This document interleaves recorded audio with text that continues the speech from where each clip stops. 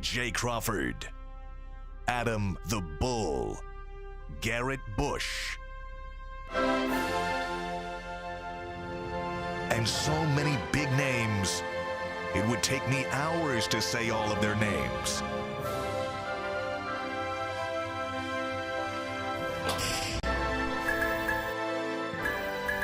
The ultimate Cleveland sports show.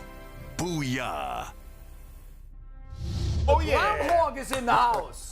The groundhog comes to the middle chair. It's empty now.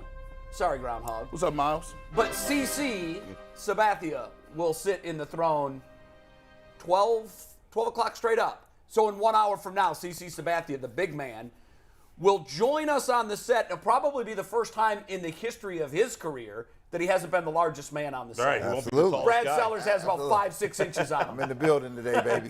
It's great to have you In the back, building. by the way. Glad to be back. It's great to have you back. Glad to be back.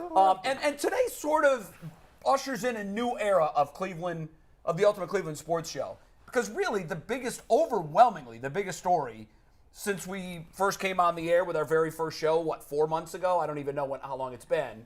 Has been the Deshaun Watson saga. What's going to happen? What is he going to get? We know. It's over. Yeah. And now we turn a new page. Now we get to talk about football and how all of this stuff impacts the Browns on the field. I think we're all I don't want to speak for all you guys. I'll speak for myself. Couldn't be happier that we're now that era is over. I think we're. Gee, Are you all okay, right over there? G-Bush? What is going I'm on? taking L's. G, block it out. I'm Gee, taking Bush is L's. breaking But the you know what, set. guys? You okay? My earpiece fell out. I was like, this I is think crazy. we are all ready to move on for the story, but I'd love to hear Brad's reaction because he wasn't with us yesterday. No, Your that's a reaction good when you point. heard the Yeah. news. Well, first, let me say this. I'm glad that the NFL and NFLPA and Deshaun Watson's team actually came to a conclusion. That they settled it. And Yeah, it wasn't well, decided here, by let me, Peter and Harvey. I'll just summarize it like this. You know, it's like being in the streets, being in the hood. Everybody talking stuff. I'm Right. gonna do this to you. I can do this to you. And at the end of the day, both of them had their he's all over the board. Had their fingers on the nuclear button, Jay. Yeah. That's what they had their fingers on the nuclear button. They did. Yeah. And We're hiding under well, desks. when you get there, you can talk all that stuff you want to. You have the audacity or guts to push the button. It's a game of chicken. Can you not blink? Well, because if you push the button, there's some repercussions that happen. Yeah. So now Long it's term. long term, and once you push the button, you can't unpush the button. It's a great point. That's where it was. Yeah. And so I think for all of us, and I'll speak to everything because everybody has a side in it. The women that are involved in it have a side in it. Yeah. Deshaun Watson has a side in it, and all of us fans have a side in it. And from the fan side, I think we just wanted it to be done, right? We just wanted it to be Absolutely. done, right, and figure Yeah, out what it is. nobody was rooting for this thing to drag on to Right, the right, next right. stage. No. Nobody. And so to me, I was just glad that they got to. Are you okay with the 11 games, $5 million? I think it was a fair, even ground. Like a compromise. Yeah, because I think the NFL wanted games. Watson wanted less games. The league wanted more games. So they found a place to settle. I said this early off the stage. I want everybody to know this. I think returning to Houston was important to Deshaun Watson. You mean that his first game back is in Houston? I think it's very important to him because I think it's just as a human being, you look sometimes when things go awry, you try to figure out where it happened at, right? Right. And this is just me. This is the vibe I get off him. He seems like a nice kid, right? By all accounts, he seems great like a kid. nice kid, right? Right. And sometimes I tell people this, that the moment is too big for you because I alluded to it before.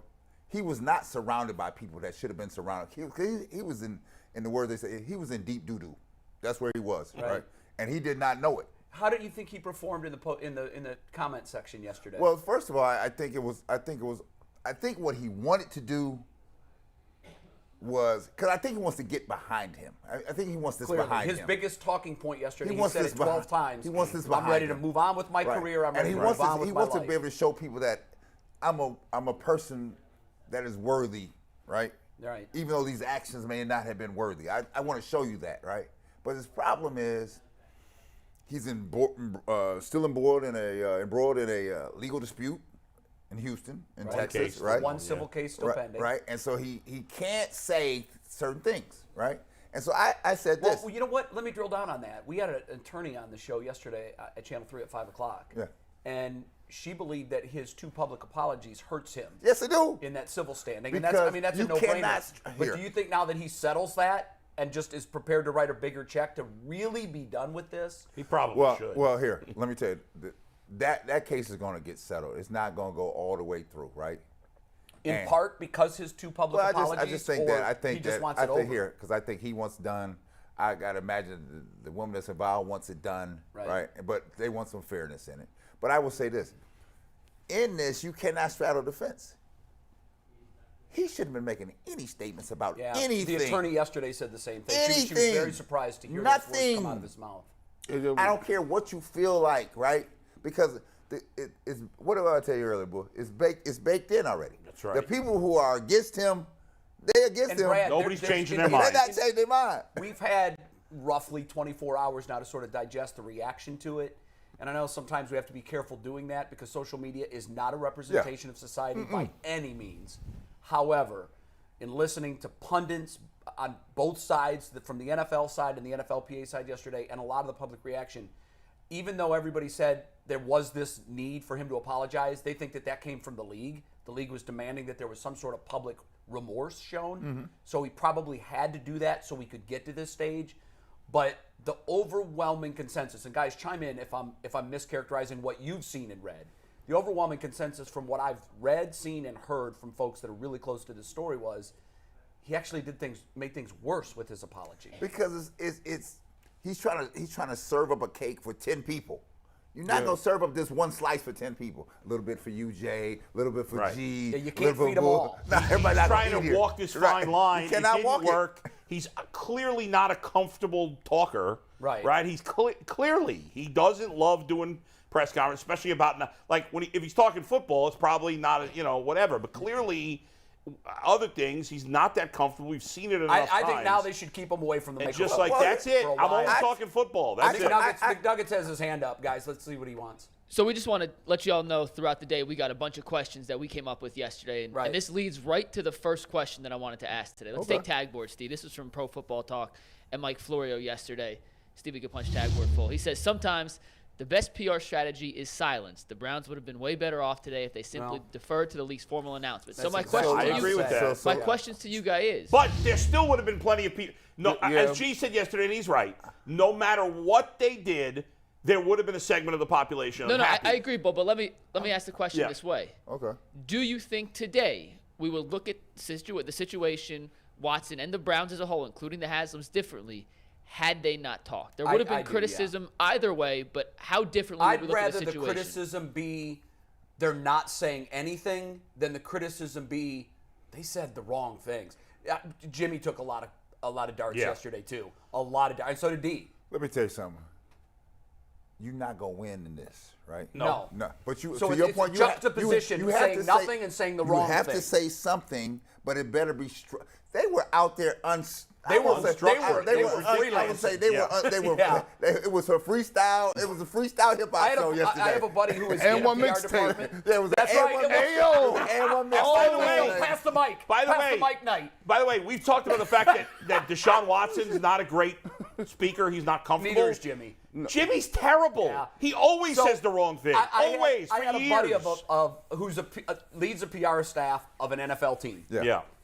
And I've known him for years, and we were texting throughout the day. And one of the things he said was, "What's going on over there?"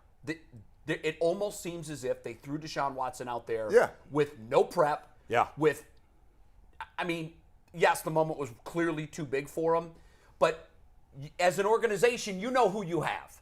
You know that because you've trotted him out twice already. You know that there's going to be slip-ups. And look, this is not a dig on Deshaun Watson. No.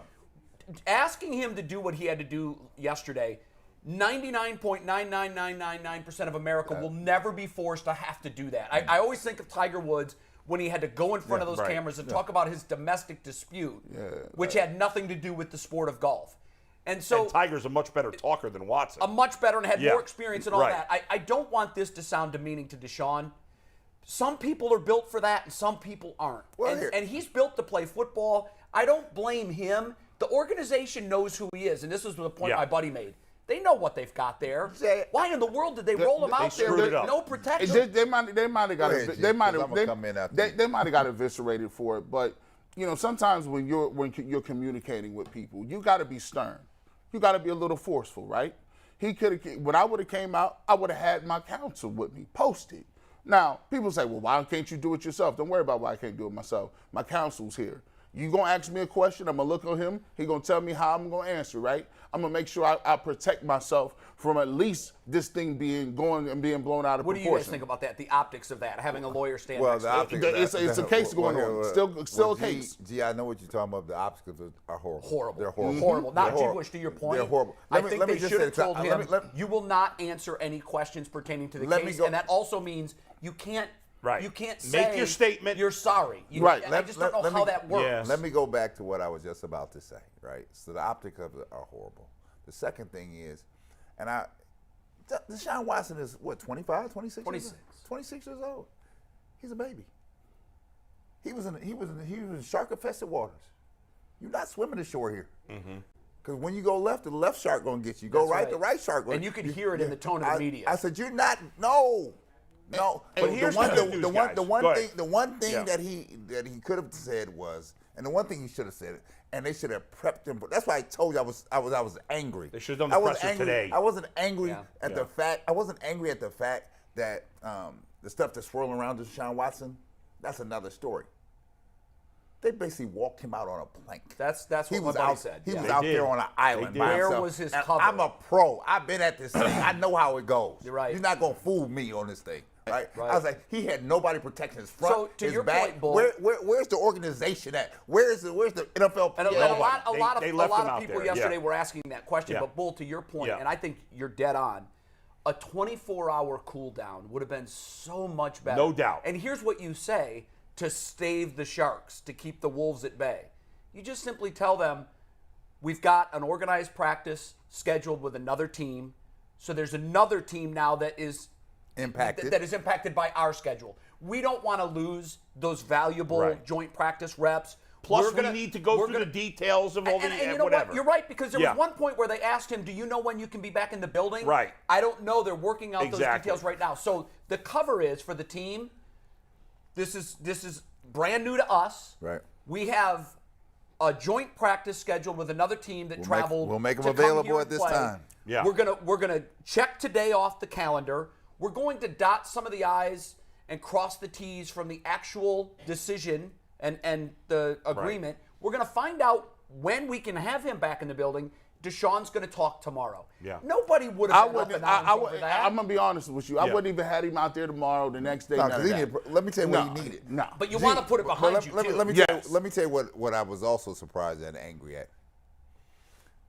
This had spiraled out of control. It was so big above him, right? My first question was, well, where's the crisis management team at? I know.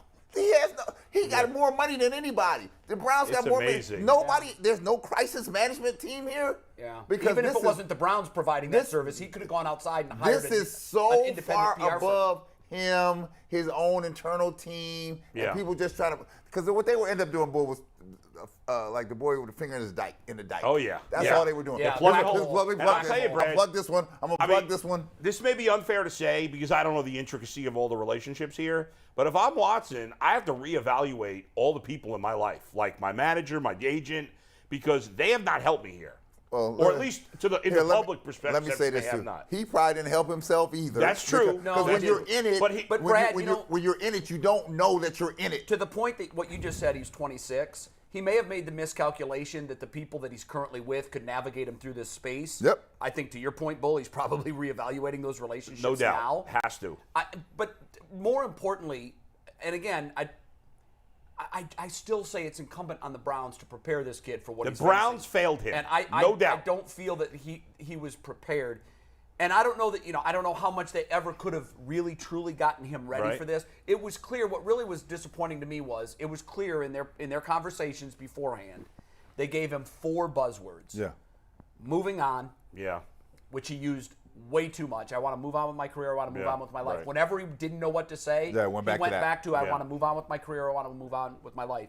standing on my innocence. So I've heard from a lot of people yesterday that really did not like those words. Right. Yeah. They didn't. And look, we still have to take into account the possibility, and I want to drive this point home very, very strongly today. I made the point yesterday about the Manti Te'o and how history has completely revised what actually happened. It took 20 years, 15 years, but now I think the general public finally realizes that this kid wasn't a liar. Yeah. He wasn't a sleaze guy who was making stuff up. He got fooled. Right. And he was young and naive, and now that the story's being told, this could happen 3 or 4 years from now. We could watch a documentary on all of this. Right. I've been told by a couple of people that are covering this story and have been really deep in the woods that there are a lot of things that we do not know. Yeah. And I would imagine that's the case. But, Jay, the good news, before we go to Mike to the next question real quick, is it is over.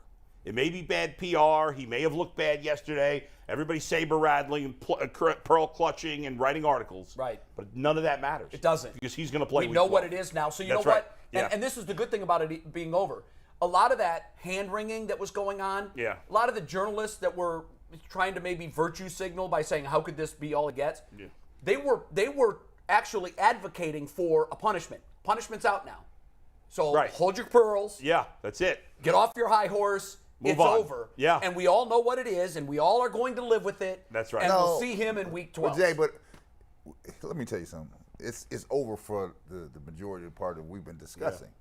It's still going to be ongoing. There has to be a strategy going forward.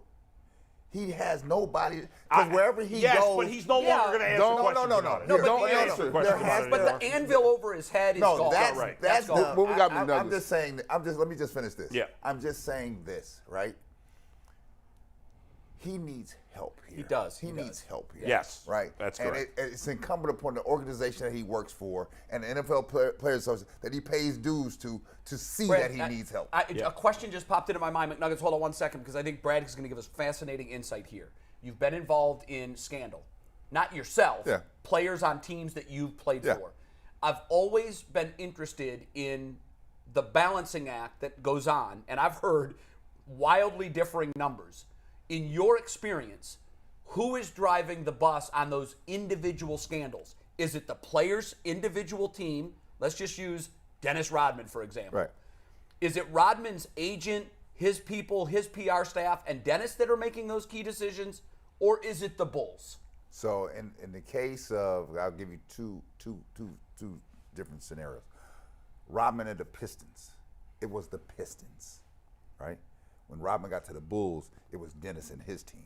But again, it goes to this, Jay. Your knowledge and experience. When he was at the Pistons, he knew nothing about this sharkish His world. first scandal was Right. with the Pistons Right. So it was in shocking- the parking garage. Shocking world, right? And then when he got to Chicago, he had made a couple other stops before Chicago. Right.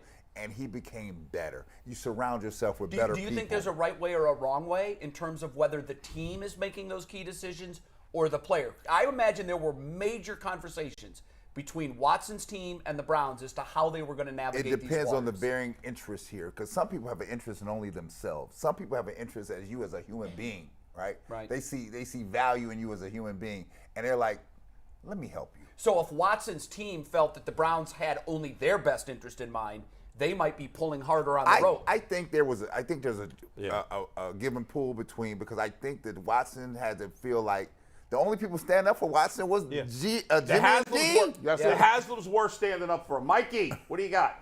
Man, that was a tasty subject, almost as tasty as the Built Bar I had this morning as I came to work. Man, I was hungry and I needed something on the run. I grabbed what the Built flavor? Bar. I got the chocolate dough chunk today. Cookie dough. Cookie Delicious. dough. No, this is cookie dough chunk. You're right. Oh, Sorry, yeah. cookie dough chunk. What is this? I know Only that. 116 calories, 15 grams of we got protein. new I was Built full. Bar. I didn't need a second one. Small but delicious. If you haven't, check out Built Bar. And here's the best part. You can use code LOCKDOWN15 for 15% off your entire order at Built.com. That's There he code goes. LOCKDOWN15. How do you spell that? Built.com. BUILT. Okay, I just wanted to make sure, because some of those companies use Built, B-I-L-T. LT, right. And By the way- you want to drive that home. By the way, Sabrina Sin just followed me on Twitter. I'm getting followed by porn bots all the Oh, time. okay, great. Thought you'd all like to know that. Nice. All right, what's the Here's my question? next question, Go ahead. and this does lead into what we're talking about. Yeah. There are Unlike the porn 52 bots. other players, or there will be 52 other players on the Browns roster on opening day. Okay. Do you think they were demoralized or encouraged by the news that came out yesterday? Oh, I think they were encouraged, 100%. Listen. I think there's probably a mix, don't you? No, because I don't think there is I can't imagine there was a player on that team that thought he'd be suspended for less than 11 games heading into yesterday. Really? I doubt it. Somebody reached out to me and said that the close to Watson and close to the team said when they saw 11, they started texting, "Hey, we can hold it down. Yeah. We can hold it down for 11. Yeah. We got 11. Like it was better than the worst case. It's better than that. But they saying that we can hold it down. Jacoby can get 6-5, and that's the thought process. What they saying 6-5 with Jacoby puts him in a potential that he can come back and do something. We talked about that yesterday, Brad. Do you have a thought as to where they'll be when Watson takes the field and whether or not he can get them into the playoffs wherever they are? Let me tell you, I think Jacoby Brissett is going to have them in a tremendous position. I think, because it's not just on him. They have other weapons. Right. As long as Stefanski deploys his weapons, right, they're going to be okay. I will say this, though. I'll get to your point about the team, right? The team is a microcosm of society. There were people on him that wanted on his team, I can tell you this, that probably wanted him to get hammered, right? And there were some other people on the other end of the spectrum like, no, I need you to fight the man on this one because this is beyond this. This is about the man. We're going to settle that. Yeah. So they went in between. And at the end of the day, it really just came down to this, Jay. Everybody wanted to be behind them. That's right. Everybody. Sure. And nobody's completely satisfied. And I think from that good end, resolution. they all exhaled yesterday when they said, Yes. okay, at least we know what we're up against this year. And I think to your point, G. Bush, if it was a season-long suspension, I think for the most part, the playoff hopes would have been dampened. Yes. Certainly. Yes. So this still, like you said, they can hold it down. They got a puncher's chance. Right. Who knows where they're going to be in Week 12? You can't say that. I will say this. When you look at offensively, I'm curious to know all of your guys' thoughts on this. Take the quarterback position out of it. Do you feel the Browns have more weapons coming into this season offensively than they did last season? And I'll tell you in a second why I asked that question. Okay. Bull? No, they have less. Okay. I don't think it's by a ton. By the way, ironically enough, I was doing an interview on VSiN, the gambling network, last night. Okay. And they were like raving about the Browns wide receiver core. Like they were really high on David Bell, and they like some. They like. But in general, you'd say less than. I'd say a Brad, little what about less. You? Yeah. What about you? I think they got better. Better. How are they better in the skill? Well, overall, I think. With Treader gone, with OBJ gone, and with Landry gone, how are they better? Better because they didn't use OBJ, so it's like not even having OBJ here. He right? was there though. He was there, but they didn't use him. I can have Jordan, but if I don't give him no shots, I guess. But if he was no need to have a Jordan, the quarterback that could find him, you would love that. So the problem is, you talking about last year. I'm talking about what we did not have. And I'm just saying. So let's say this. The only thing I think they're missing is another because Amari Cooper is better to me than Jarvis Landry. Okay. Yes. But we don't have anybody on the other side. I got some people that might be something. I don't know what they're going to be. Yet, I said, get me somebody else on the other side. So you say better talent this year. What about you, G. Bush? I would say when you're looking at it, I would on paper they have better talent. Last year they got Treader, OBJ. I thought you were just saying skill positions. If we're everybody. If we're including the offensive line, then it's definitely worse. Right. I'm saying take the quarterback out of it. Yes. So Okay. Baker's gone. Jacoby's gone. Right. The 10 other so guys. We're not talking about just skill. We're just not talking about skill positions. Yeah, I'm talking about everything. That's why I said you've got no I don't Treader, think it's you've got no significantly OBJ. worse. I'm with you. But it's worse. I think I don't know what you grade last year's talent. What was it? 84, 88? It's an arbitrary number. I think this year maybe it's a 78. I don't think it's as good overall. And that's why, so for me, my concern is you could argue until the cows come home whether you like Jacoby Brissett more than Baker hurt last year when he was 17 touchdowns, 13 picks. You can argue that forever. But for me to feel better, because last year they were a just under 500 team with Baker. So it's hard for me to say that with less talent and Jacoby Brissett at the helm now, they're going to be an over 500 team. Well, let me give you this. With a really difficult schedule. Because the person I talked to that's close in the locker room said, look, I know what it looks like on the outside. Jacoby Brissett versus Baker Mayfield. A lot of people are just drilling down on skill set, whether or not he can perform up to that certain level. He said, but let me tell you something. Everybody in the locker room believes Jacoby Brissett is a leader. They look at him. He said, and this caught me off guard. He said, you know, when they have functions, Jacoby Brissett is holding council. They're not trading for Garoppolo. He's the guy. I don't think they are either. He's the guy at the front of the table, and Yeah. he said when they went to the Bahamas or whatever the case may be, Jacoby Brissett was one of the main guys speaking in that whole situation. Yeah. So they like So him. let me That's tell great to hear. let me It's tell you great why to hear. I agree with you on that. Because here, you've given a young man the fuel for the fire. You have people running around this town saying, "We don't need you. We got to go to San Francisco, get this dude, right? This dude here, right?" That's all I hear on the radio. I hear on TV. We got to get this dude. No. What you did was just give me fuel for the fire as a player, because I'm gonna show you what I got. I'm gonna show you that I can. I'm gonna show you that I can come in and hold this thing down, Right. and not just hold it down. Yeah. So he's motivated. I can excel. But here's the important thing. Baker, we've discussed Baker a million times. You know where I stand. He's an average NFL quarterback, in my opinion. But last year, he wasn't an average NFL quarterback. He was a bad NFL quarterback. He was last year. Okay? Now, Jacoby Brissett, grand scheme of things, is a below average NFL quarterback, in my opinion. He's not a 1. He's not a 1. He's a guy that can step in for a 1. Yeah. I mean, you know, are there 32 quarterbacks in the NFL better than Jacoby Brissett? Maybe not. But if not, he's 30th or 31st or 32nd, somewhere between 30 and 35. I don't know if there's another team he's going to start for. Maybe Seattle. That's about it. Maybe. That's it. But here's an important thing, Mikey, before we go to you. This really matters. Baker Mayfield, in my opinion, doesn't know who he is. Yeah. Baker Mayfield thinks he's a star. He thinks he's Brett Favre. And he's a guy. Yeah. He's a good, solid, average, even if you want to say a little above average quarterback. Jacoby Brissett knows who he is, in my opinion. Now, I don't know him personally. And make mistakes. He's not going to try to get the ball downfield or make a crazy play. And thus, he is going to say, look at what the hell I got behind me in the backfield. Yeah. I am going to let them do the work because they're awesome and I know what I'm capable of. Yeah. And I think they will be okay because of it. Not McNuggets? great, but okay. McNuggets? Got one more question before DeQuell hops in Yeah. with us, and I want to ask DeQuell this one as well. G, you brought this up yesterday, so I want the other 3 people to attack this first. G mentioned that now Cleveland might be the villain of the NFL. Yeah. I don't know Not might Cleveland be. as well as you guys do. Yeah. Is Cleveland and this fan base capable of accepting that role? Because as we've seen with other people, athletes in towns, not every city fan and athlete is capable of taking on that villain personality. I don't think it's not in our mind. It's not in our DNA. No, they're going to have a hard time with it. I'm always pointing back to. We're a defensive group. Now you know, no. Here, I'm gonna just tell you about. We're this a sensitive group I'm and gonna a tell you about defensive Very I'm gonna tell you defensive. about this town, right? And so I've been broadcast with the Cavaliers for 13 years, right? And when I was on the other side and just in the league, the people around the league always says, if you're affiliated with Cleveland, this is a bunch of nice people. Yeah. They can't do that bad boys thing in Detroit. Because when there was the bad boys, people hated the bad boys. Hate them. They hate them. And Detroit embraced it. But too, if didn't you it? go to Detroit today, it's still Bad Boy City. Sure. And It because is. it was their symbol of the guts in this town. And you can't tell me anything about that. They love the Bad Boys like it was nobody's business. No, they do. Now, The Yankees- that's not going to go down here. Yeah, Yankee fans love being hated. When I was a kid, you know about this.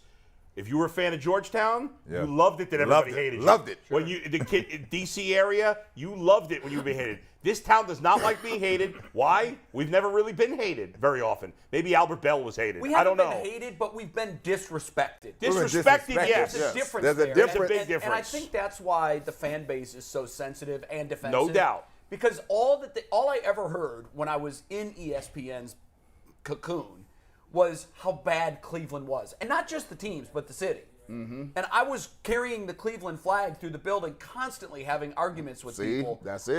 And I found myself at some point saying, how did I become the de facto poster boy for a city that doesn't need defending? Our city does not need defending. Our city is made up of hardworking, gritty people. Our sports teams are what they are, not because of our people. No. It's because of the ownership that we've had through the years. And we have nothing to do with that. It's What we ignorant, got? right? We all take shots at it. I make fun of some of the states in the South. People here will make fun of New York or California or whatever. We all pick on things that are not our thing. And people are ignorant, so they only live in their own cocoon. I was always saying, have you ever been to Cleveland? Well, no, but then don't throw Cleveland shit. Folks hate that, right? We hate know, that. we do. I told you, I'm only one of a couple on the team. The Bulls are flying into Chicago to play the Bulls are flying to Chicago. The Bulls are flying into Cleveland to play the Cavaliers, right? Why is Charles Oakley and I defending the city of Cleveland on the flight? Why? Right. It always seems to go It's that way. silly. I don't get paid the big bucks, but what I'm about to do here, Steve, you may need to give me a raise after this. Watch this. First, we're going to tell you who our guest is joining us coming through, and that's the Gridiron Guys Hotline. Looking for a local roofer you can trust? Family-owned since 2003, the Gridiron Guys have grown to become Northeast Ohio's top-rated roofers. They exemplify quality work practices and are a valued resource for homeowners and offer a 10-year workmanship warranty. Call 330-573-7967 today for a free estimate or roof inspection. Bull?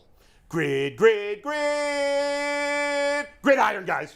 So Cleveland may not be ready to accept the villain persona. Yeah. Right. But DeQuell Jackson certainly has, and no one is more of a villain with a chair turn than our guy right We here. need Let's to welcome for this. UCSS's number one villain. Yeah, my man. There we go. What's up, Hey, fellas? he came ready to go. We need G has a haircut. He's to go with the chair. I feel got like- you. I'll add that in next week. I feel like the Quell needs to have like a black hat, maybe an eye patch, maybe a cigar. You gotta have a cigar, right? Like, it looks Whoa, kind of I got plenty of cigars See? around. Yeah, I'm sure you do. That will add to that persona. You know what? I do think we do need to make a commercial. DeQuell Jackson is the most interesting man in the world. I love Right now, the Quell looks like too nice a guy. He looks I love friendly, DeQuell looks when he nice. comes on. Yeah, You but know? I mean, What with you got, his DeQuell? What you vacations, got, like baby? how the- Yeah, that's like a Tony. Yeah, That's like a I Tony dab it off. Soprano. That's like a Tony Soprano cigar right there, that man. must be That cut. makes you look mean. ready to go.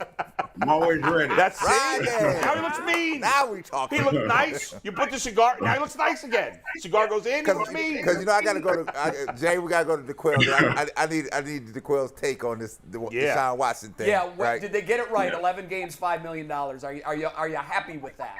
Can you live with it? I'm glad it's over with. I can say that. I'm glad the noise is over with. We know how long he's going to be out, when he's going to return, and you can start in Deshaun Watson's turn moving forward. But I think a lot of people are unhappy. A lot of people wanted a year. I was one of those people. I thought for sure he was going to end up getting a year for some odd reason. But I think the NFL and the NFLPA, this was the only option. Because if they didn't settle, they didn't come up with some mutual ground of how many games he was going to serve, there was going to be an entire litigation, more news, more of this story being dominated by every news cycle moving forward. You're going to bring up, and you're going to force the NFLPA to bring in other situations like ownership that were involved in similar situations, and no ramifications were brought forth. So I think the NFL, the NFLPA, even though a lot of people are unhappy with the decision, I think it was the best situation for both sides to just trying to quell what has happened up until this point and talk about, how long he's going to serve his suspension, if it's fair or not. But in my opinion, I think the Browns, they're looking pretty good right now, contrary to a lot of different opinions out there. But they get them back this year, so that's great. And if you're a guy in the locker room, this is why you sign back Jadeveon Clowney, for instance. I think about him. He wanted to come back to play with Deshaun Watson. Other guys who've been following this situation as closely as anyone else, they're happy they get to get this guy back who they've tried to create a rapport with throughout the offseason. And listen, I was there in the summer, and to see the ball fly off his hand, it's a stark difference than anyone else they had on that roster. So I think it's a fair suspension. I'm just glad it's over with, and now you look at steps moving forward and what's best for this franchise. DeQuell, if you're playing linebacker for the Browns right now, you're in training camp, right? If he's suspended for the season, the air's out of the balloon, I would think. But as you said, right now you're going to get him back for 6 games, and if you can make the playoffs, well, you got a quarterback that's capable, or at least I think he's capable of winning a Super Bowl. So if you're Myles Garrett, if you're DeQuell Jackson when you were playing, if you're you are DeQuell Jackson, but you're not playing, Denzel Ward, one of the other star players on this team, are you thinking we can hold this? There it is. We can hold this down till he comes back. We got it. We got to kick ass. The defense has got to dominate. The running game's got to dominate. And if we can hang in there, DeQuell's going to take us the rest of the way. Are you like almost in a way extra motivated because of that? Yeah, because I heard you guys talk before. I think the guys are going to take a stance of no one wants to see this team do well. Everyone's rooting against them. Right. You add that to the fuel. You add the fact that, you know what, we still have a chance. And Jacoby Brissett, listen, Bull, I heard you say something that was spot on about Jacoby Brissett in light of Baker Mayfield. Mm-hmm. And I could 1,000% agree with you. Baker Mayfield thinks he's a superstar and elite quarterback in this league, right, which he isn't. Yeah. Jacoby Brissett is a veteran who understands his skill set, and he understands from a veteran standpoint, you can hand the ball off to Kareem Hunt. That's right. And Nick Chubb, and you have, Amari Cooper here. So they're not looking for Jacoby Brissett to be the savior. I feel like, in my opinion, and in your opinion, I feel like he understands that. He's going to play within himself. And if Kevin Stefanski can get creative to a certain degree and get those guys motivated, yeah, if I'm in that locker room, absolutely I feel like I have a chance. You thought you had a chance without him. And even more so now that the rulings, the suspension was set forth, you're going to get him back at some point. And all those, I tell you what's going to happen. From the defensive standpoint, from the offensive standpoint, from a coach's standpoint, guys are going to get behind Jacoby Brissett. They're going to go to him and talk to him. Hey, man, you got this. We got your back. They're going to encourage him more than any other year. So I feel like Jacoby Brissett is probably going to have one of his best years, knowing that all he has to do is play well, and guess what? He's going to be able to make more money someplace else if they're able to sustain, some sort of winning record here, knowing that he's going to hand it over to Deshaun Watson once he gets back. But I think it's a perfect storm for the Cleveland Browns right now and for those players, because they're watching everything that everyone's saying. They're reading all the clippings, and they're extremely motivated to prove everybody wrong. I'm gonna tell you what, man. You're welcome for this. So you're welcome for this. Fire it up, baby. You're welcome for this right here. Your new nickname is Captain Jack. Captain Jack, you in the building. DeQuell was the captain. He wore that C on his chest. He got the cigar. He's flipped the page when he put the cigar in. He Captain Jack out here talking that real stuff. Hey, next time y'all come on here, hey, Tim. Hey, you got to play the song. There's a song by Billy Joel called Captain Jack. Tim, that's got to be his theme song. Tim, now DeQuell's telling y'all got to have alter egos when y'all come in. Don't be coming on as yourself. Hey, Leroy, come on. You can't come on as Leroy. You got to be somebody. But I will say this: I think for me, when you look at Jacoby Brissett, and this goes on with the captain thing, I put the captain's chest on Jacoby Brissett and put it on Nick Chubb and say, listen, this is what we lead with. This is our backup, but he a captain on our squad. People gonna flock to him. People gonna say that's our guy. We gonna rally around him. And you know what it will also do?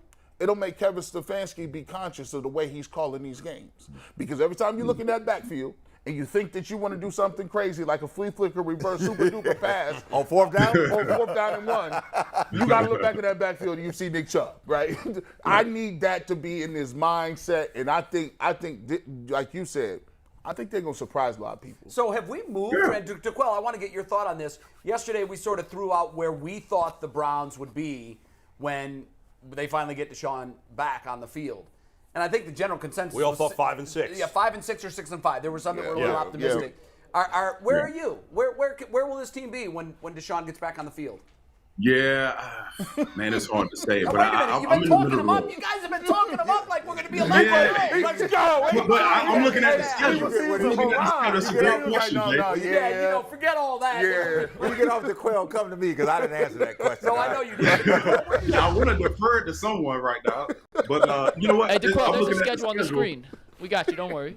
I don't even know. Yeah, so the first 4 weeks, I think it's a given. They can come out winning more than they lose. I think it's the second and third part of that season. Well, going to the Chargers, the Patriots, Ravens, Bengals, that's going to be the deciding factor. If you can, come out even on that, I think Come on, baby. Come on, I'm gonna need y'all. So you going 6 You know and what? 5 or 5 and 6? You got to go. I'll go 6 and 5. I'll go 6 and 5. Okay. All right, so Brad wants to get in on this. the Quill Captain Jack. comes in at 6 and 5. I know the Quill. That's my man. He playing the odds here. 6 and 5 gives the him a Quill, shot. I'm going a different way, baby. It does. I'm going What a you different doing, way, Brad? because I'm going back to the '85 freaking Bears.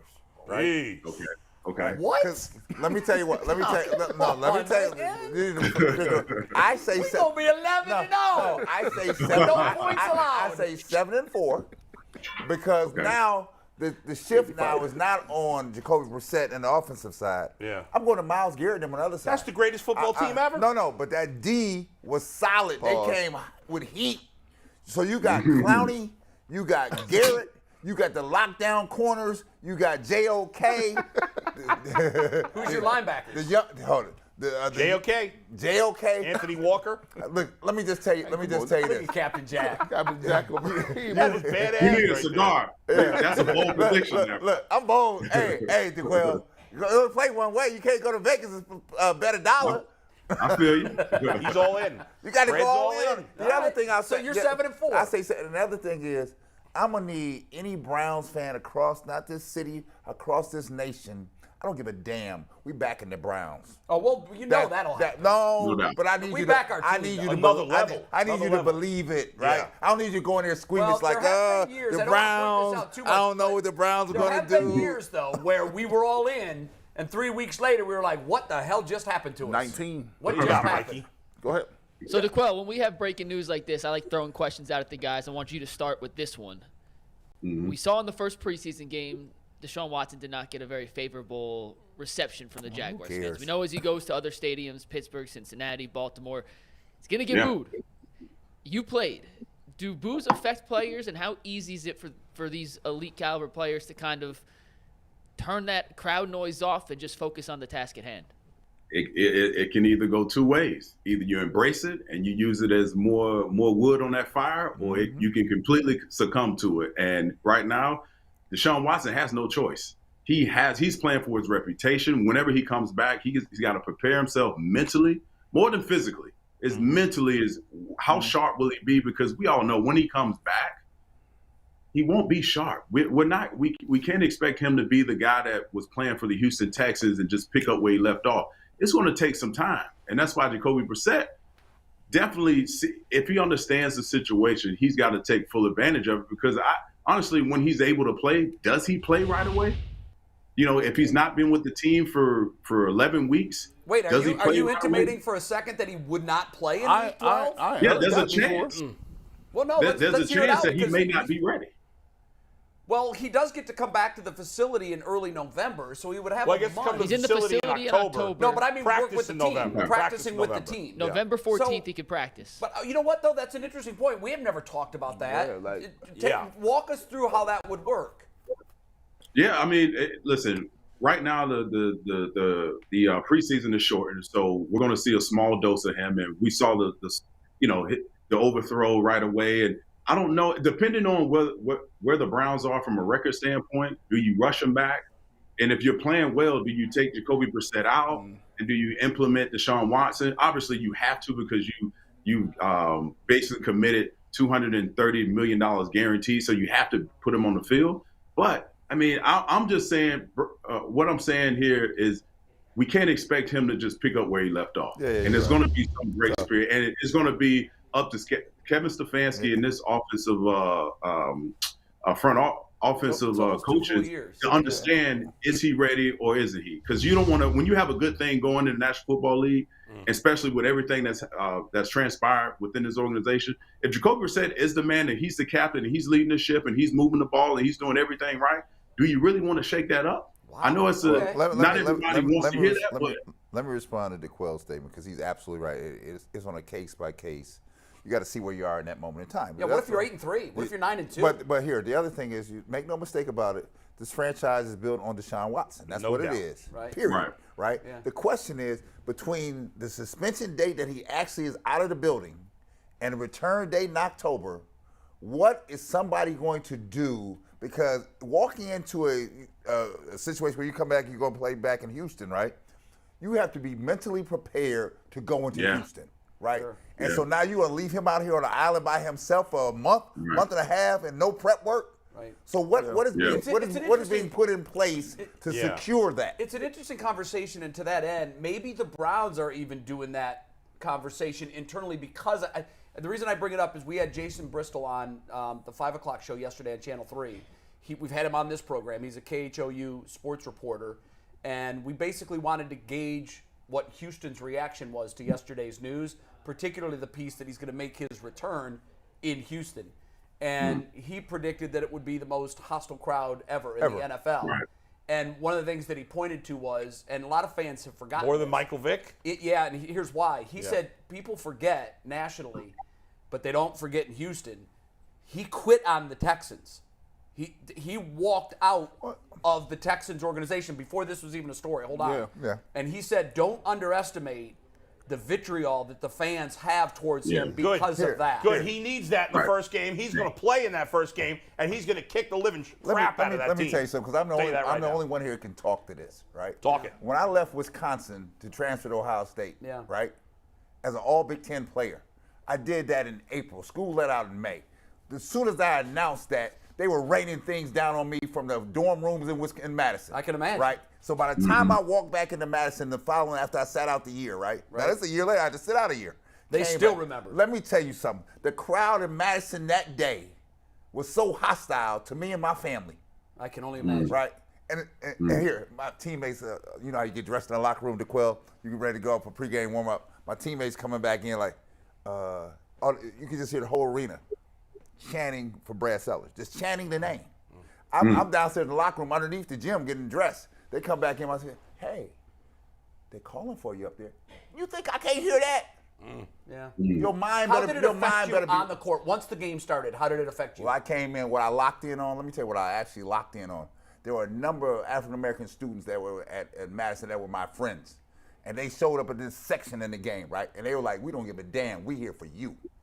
Really? Right. Yeah, we here for you. Wow, that's powerful. And that's what I locked in on. I said, I'm coming to get you that You were day. getting a lot of racist comments, I'm sure. Oh, man. How did you play and did the team win?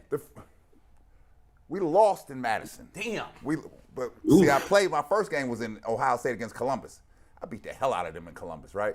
Sure. But the return to the venue back to Houston is different. Sure. And so I came out like ready to go.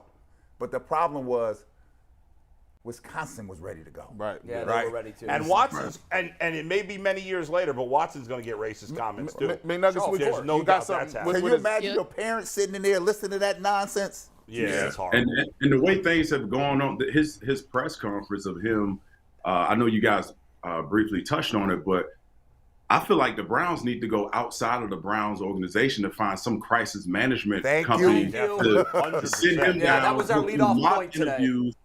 And just because right now, because he wasn't, and correct, I'm no attorney, but correct me if I'm wrong, he was not indicted on 2 grand juries from Houston. Correct. Right. But if he would have come out and admit some level of guilt, couldn't he be tried again? So maybe that's something that he's trying to avoid, because he's from day one he said he's been probably completely innocent. Right. And he still has a civil case pending. Right. So if he comes out and admits it, then that can really, muddy things up even more so. Right. So I think the Browns need to. I know when I played, I don't know if it's still a policy today, but players are required to speak to the media. He needs to go ahead and pay that damn fine for the whole year, not to speak to the media and just put out formal statements. Or just because talk clearly football. This isn't his strong suit. Right. No doubt. Well, if I'm Deshaun going forward, I'm not answering any questions about this. And the league has I will talk football all day long. Right. Whatever. The league's policy is you have to be media available, but it doesn't say you have to answer every question they ask. I'm willing to answer any football question you want. I'm not talking about it anymore. I've already talked about it. What you got? DeQuell, you're also the most credentialed here to answer this question. When anyone takes a break, it's tough to come back. It's nearly 700 days between games. As CC Sabathia walks in the studio, we're getting to CC in about 10 minutes here. DeQuell, how hard is it for someone, especially an NFL player, an elite athlete like that, to shake off the rust and get back to the form he had previously after not playing? It's literally 698 days between games. That's a lot of time off, and the one thing you have, but you don't realize, you still have the tools, you still have the physical ability, but it's the mindset, the confidence that you've done it. And if you haven't done it recently, that's what's going to regain that confidence back for Deshaun Watson to make those throws in preseason, to make those throws in practice, and to make them in live action. That's what's most important. Practice is practice, but when you get to game action, there's nerves. I remember coming back from my 2 injuries from my pec. Man, there was a lot of doubt that if I could still play this game at a high level.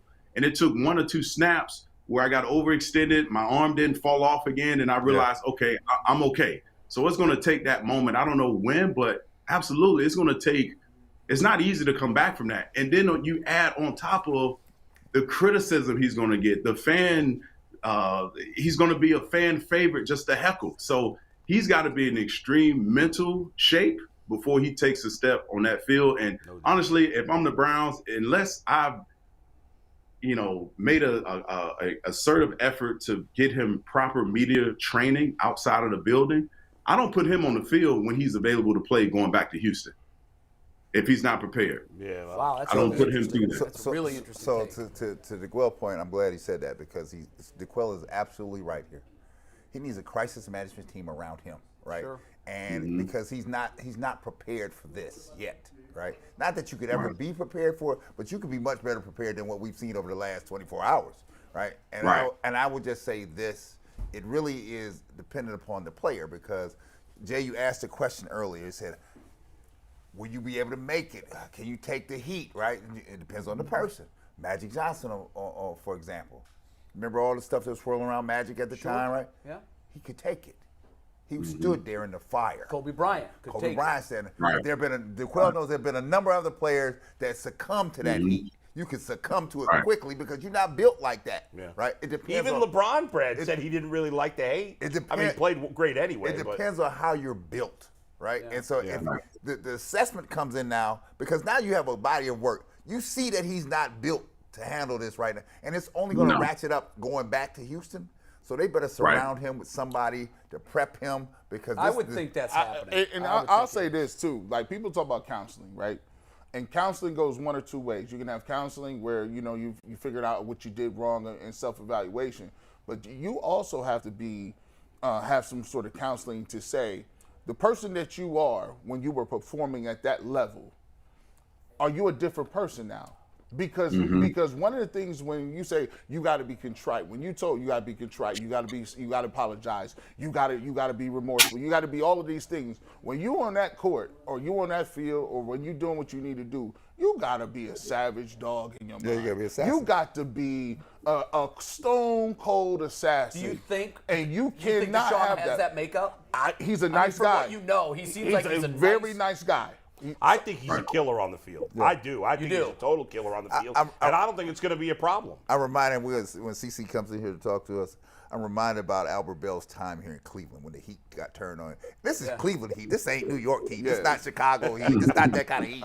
Yeah, but he's going to get that in all the other cities that he goes to. But when he got that heat, Albert had a couple meltdowns here, right? He did. Yes, he did. He did. Right, because, again, you have to assess the person. And then if the person's not equipped, you have to forecast what's coming your way. Yeah. And you have to prepare that person and shield that person. Be like, okay, that's not the way to do this, right? Because what he tried yesterday I was like, who sent this young man out here to do that? Where was his cover? Where was his cover? Yeah, his team screwed him there. Everybody's booed. When you go on the road, that's just part of sports. Everybody's booed. But people like LeBron, when he comes back to Cleveland, Brad, you experienced it when you went back to Madison. I got it in Chicago. You did get it in Chicago. There's certain players, though, that are Michael really Vick. I think Michael Vick's the good comparison. Michael Vick really saw wherever he went. But I'm sure in your time, you were never the target of 50,000, 60,000 fans all on you. Have you ever played in a situation where that was the case, where there was one of your teammates who was just being inundated and he was the focus of it? And how did that player respond? Yeah, it's tough. And I think Brad alluded to it. It depends on the player. The only situation I can think of, Jay, is probably the Brady Quinn and Derek Anderson situation when we drafted Brady Quinn and Derek Anderson had come off a 10-6 season. He was playing well. And, I saw a guy just completely unravel. You thought so much of a guy and you just don't know what's going on behind the scenes. And that, I know now we talk a lot about sports and mental health and things of that nature. Before, it wasn't the case. Either you get it done or you don't. Either you're strong enough and mentally strong enough to deal with it or you're not. And I just saw Derek Anderson over a 2-year period just completely unravel, and just from that moment he became a journeyman. And obviously he's probably doing well, but it's probably a better question for him to answer. But that's the only thing I can really equate to in this case. But again, man, I can imagine with social media, through Twitter, through Instagram, and all these different platforms, you can't get away from it. No. You cannot get away from it. My first advice to Deshaun would be to get off all of your social media platforms. Well, DeQuell, it's not even. I'm dead serious. That should have happened a long time ago. I mean, I wish he would. Yeah, you got to get off it. DeQuell, take this into account, too. It's not even just him. His people are catching it. Sure. His family is catching it. And that's right. Everybody and that takes a toll on you. I remember that's even worse if your family's There's nothing you can do about it. DeQuell brings up brings up Derek Anderson. I remember Ryan Leaf was sort of that on the national level. You remember when Ryan came into the league, the big question was Peyton Manning or Ryan Leaf? Peyton Manning or Ryan Leaf? It took about 12 minutes for everybody to realize that Peyton was the right call. But Ryan, for the rest of his career, had to play in that shadow that a lot of experts said that Ryan was going to be better than Peyton. And he publicly, very publicly, melted down. And it really impacted his whole life. DeQuell, we got to move. I want to thank you. Wait. Listen, while y'all been talking, we've been back here in the booth doing our thing. Right. Jiggy Bush gave him the nickname Captain Jack. Yes. DeQuell, what do you think of this? Okay, that's a start. That's a start. Where's my whiskey? Yeah, true. Get that whiskey bottle. I need that bottle, and it better be good. You know what, guys? I just got a text from my wife. She was like, "Are you smoking in the house?" You know what? You can't be Captain Jack. That's it. You're a dead man. Captain Jack if you're smoking in the house. Hey, McNuggets, just throw a shot glass in his right hand. I mean, next week. It's already up. We got him in trouble. We got DeQuell in trouble with his wife. Captain Jack, you're the best. Go up and apologize to wifey. Yeah, take that. I will. Hey, see you guys next time. Peace out, brother. Blame it on you. Hey, have a good vacation, DeQuell. He's going to Italy. Yeah, that's right. He's going to Italy. Enjoy Italy. He might Eat some pizza for me and pasta, please. He might not be going nowhere. I will do all of that. I'll probably gain 10 pounds. Oh, yeah. Have fun. Get you some air freshener. I love that. See, she about to unplug the whole. Like, what is right going now on? he's got his fan because you know he's got his wife is tipped right now. He's got a fan. That's my fault. Ain't no smoke in here, baby. He's got to blame me for that one. I encouraged the cigar. We're taking a break. A very fit CC Sabathia is in the house. Yeah. CC in the house, baby. When the Ultimate Cleveland Sports Show comes right back. Hey, man. Dude, what'd you... Hey Cleveland, it's Adam the Bull. And if you love sports as much as I do, then you've got to be watching the new Ultimate Cleveland Sports Show. But if you don't have 2 hours to watch it live or on YouTube, well, there's a podcast version, so you're in luck. Listen to it anytime, anywhere. We're doing things on this show that no one else is doing. We're getting crazy. Find out for yourself. Check it out wherever you get your podcasts.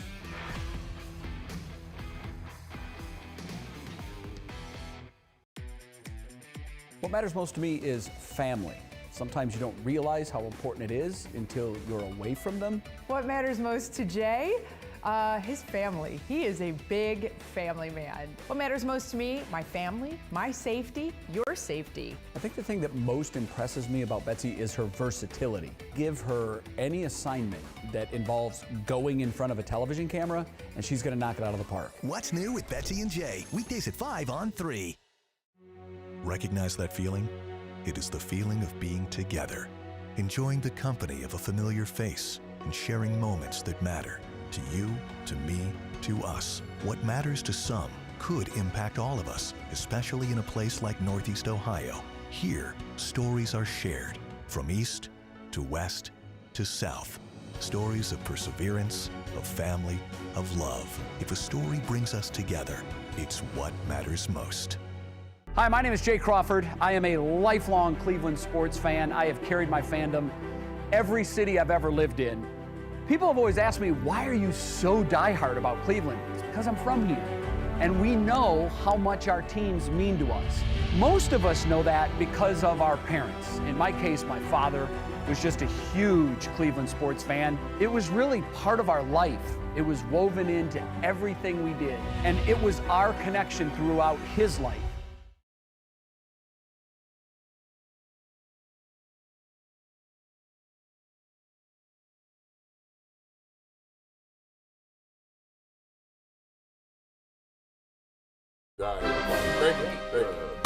CC Sabathia, all-time great Cleveland Indians pitchers. Jay, He was great when we were great. Let me tell you something. I got to cut you off because I got to cut you off. Why? Because, Why? Who does first that? of all, as someone who grew up in New York, not a Yankees fan, I know you played half your career for the Indians, but like I hated the Yankees, and CC's one of my all-time favorite players.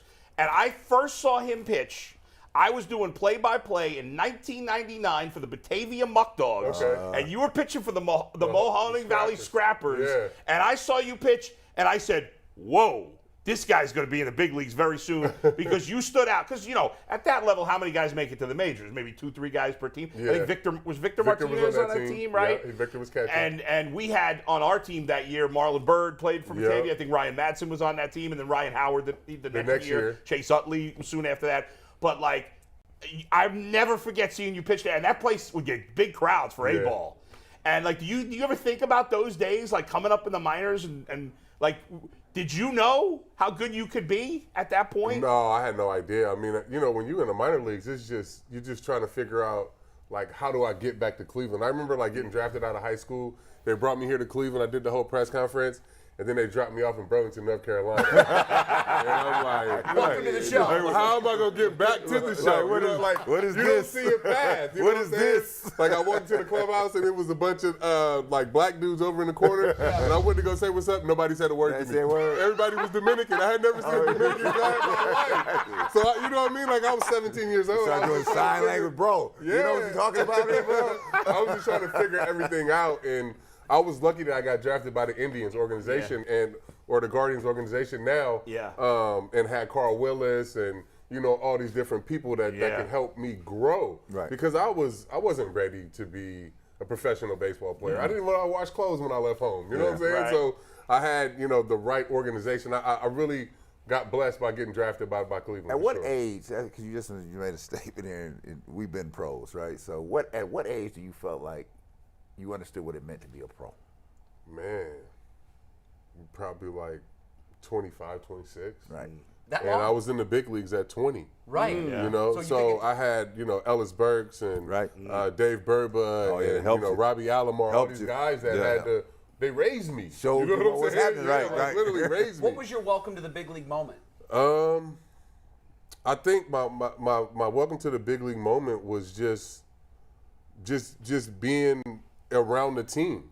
Because like I said, I was 20 years old, and the next youngest person on the team was 25 at the time. You know what I'm saying? So it was just literally learning how to get on the road, how to, put my clothes on the laundry loop, like all these different things. Yeah. What about a pitch me moment when you're toeing the rubber and you look in and you're like, oh, it whoa, was the very first day. I'm It was Cal Ripken.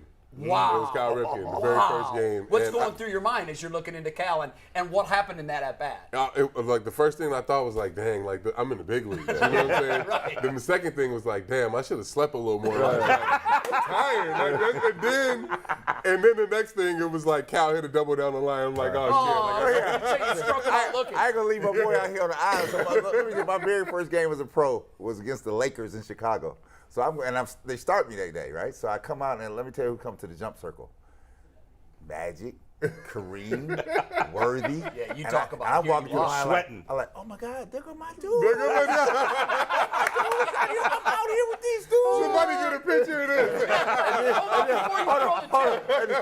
And then Magic says, so we start the game, because I'm checking Worthy. Oh, we run these plays for James. We go to James.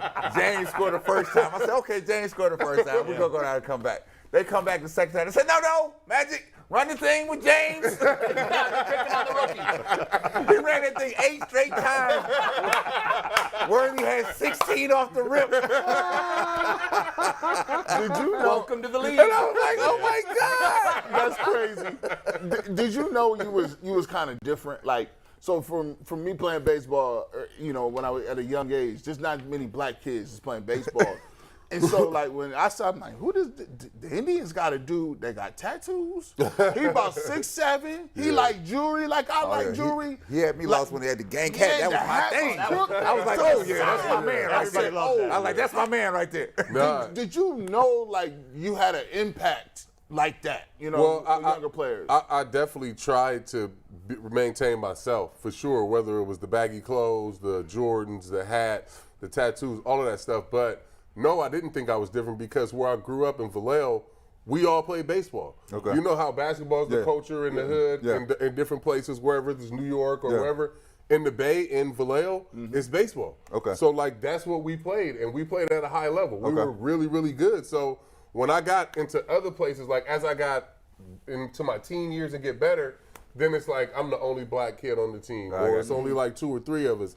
Then that's when I was like, oh, this is different. Oh, this sport is kind of, it's kind of different. It ain't like what I thought. But no, as a youngster, like, no, like you play baseball. Like that, all our dads were coaches. Like it was a community, thing that everybody loved. Are you familiar with the RBI program, Reviving Baseball in the inner city? Absolutely. Here in Cleveland, it's been a wild success. Yeah. For starters, the field that they play on, the Jim Thome Field, is Field of Dreams. And our team this year made it to the World Series. I seen that. In Atlanta. They advanced out of the region from Chicago. The numbers for blacks in the game have gone down to really 7%. Scary levels, particularly where they were in the 70s. Yeah. Do you see the RBI program changing that? Do you feel that it's making a real difference? Because I think this was the first time ever. I think it was 3 of the first 5 draft picks were black kids from the United States. I don't think that's happened. Yeah, no, I mean this draft class was a lot different. This 22 class, and when I was playing, I thought kids weren't playing the game. Definitely black kids in the inner city, I thought weren't playing the game. That's not true. Kids are playing the game.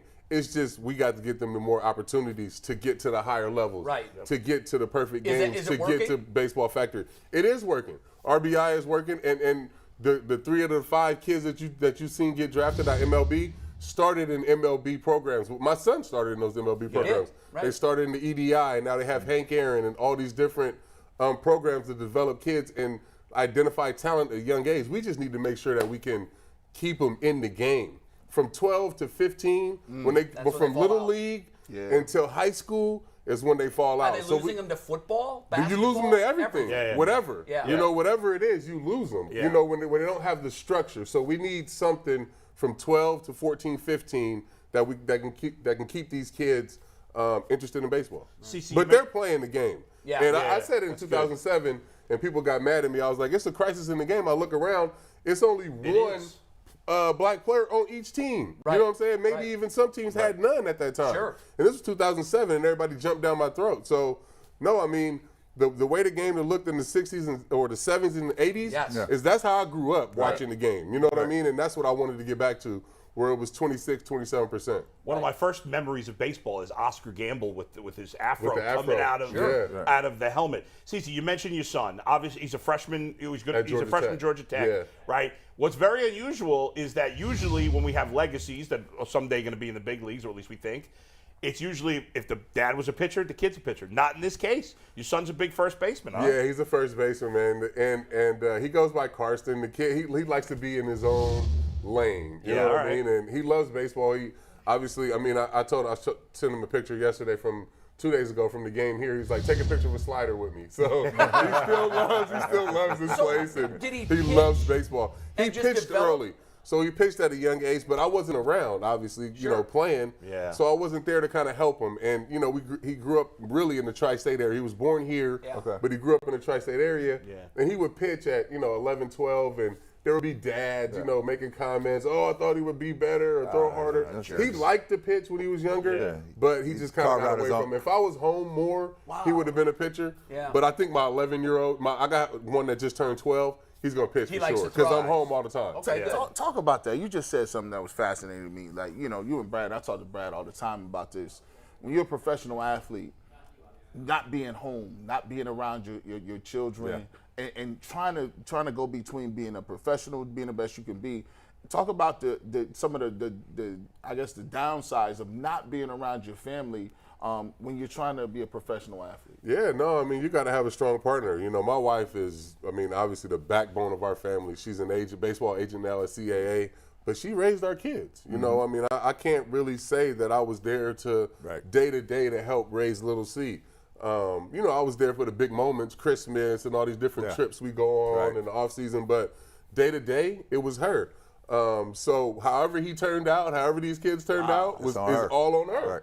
So, I mean, I have to give her the tremendous credit for him getting to Georgia Tech. And that's why I think I'm so involved now, because I feel like I missed so much. Time. Yeah, so like I wanted to drop him off. I wanted to go to Target and get all the stuff. Dude, I know exactly what you're talking about. So I'm super involved now, and I feel like, you know, now that he's out of the house, obviously at Georgia Tech, me and my 12-year-old are get really close, because him and Carson and Carter are really, really close. Okay. But now that Carson's out of the house, I feel like me and Carter are starting connecting a little more now because I'm home. You know what I'm saying? And I think we may have a closer relationship than me and Carson are like best friends. Right. But I feel like me and Carter may be closer because I'm here from 12 now until you know, for the next forever. 6 years. Yeah, I love the commercial you did with Carson with the virtual reality. That's great. Can we get one of those for the studio? Oh yeah, let's do it. It's fun too. Because I watched it, I'm like, I need that. I got to work on my swing.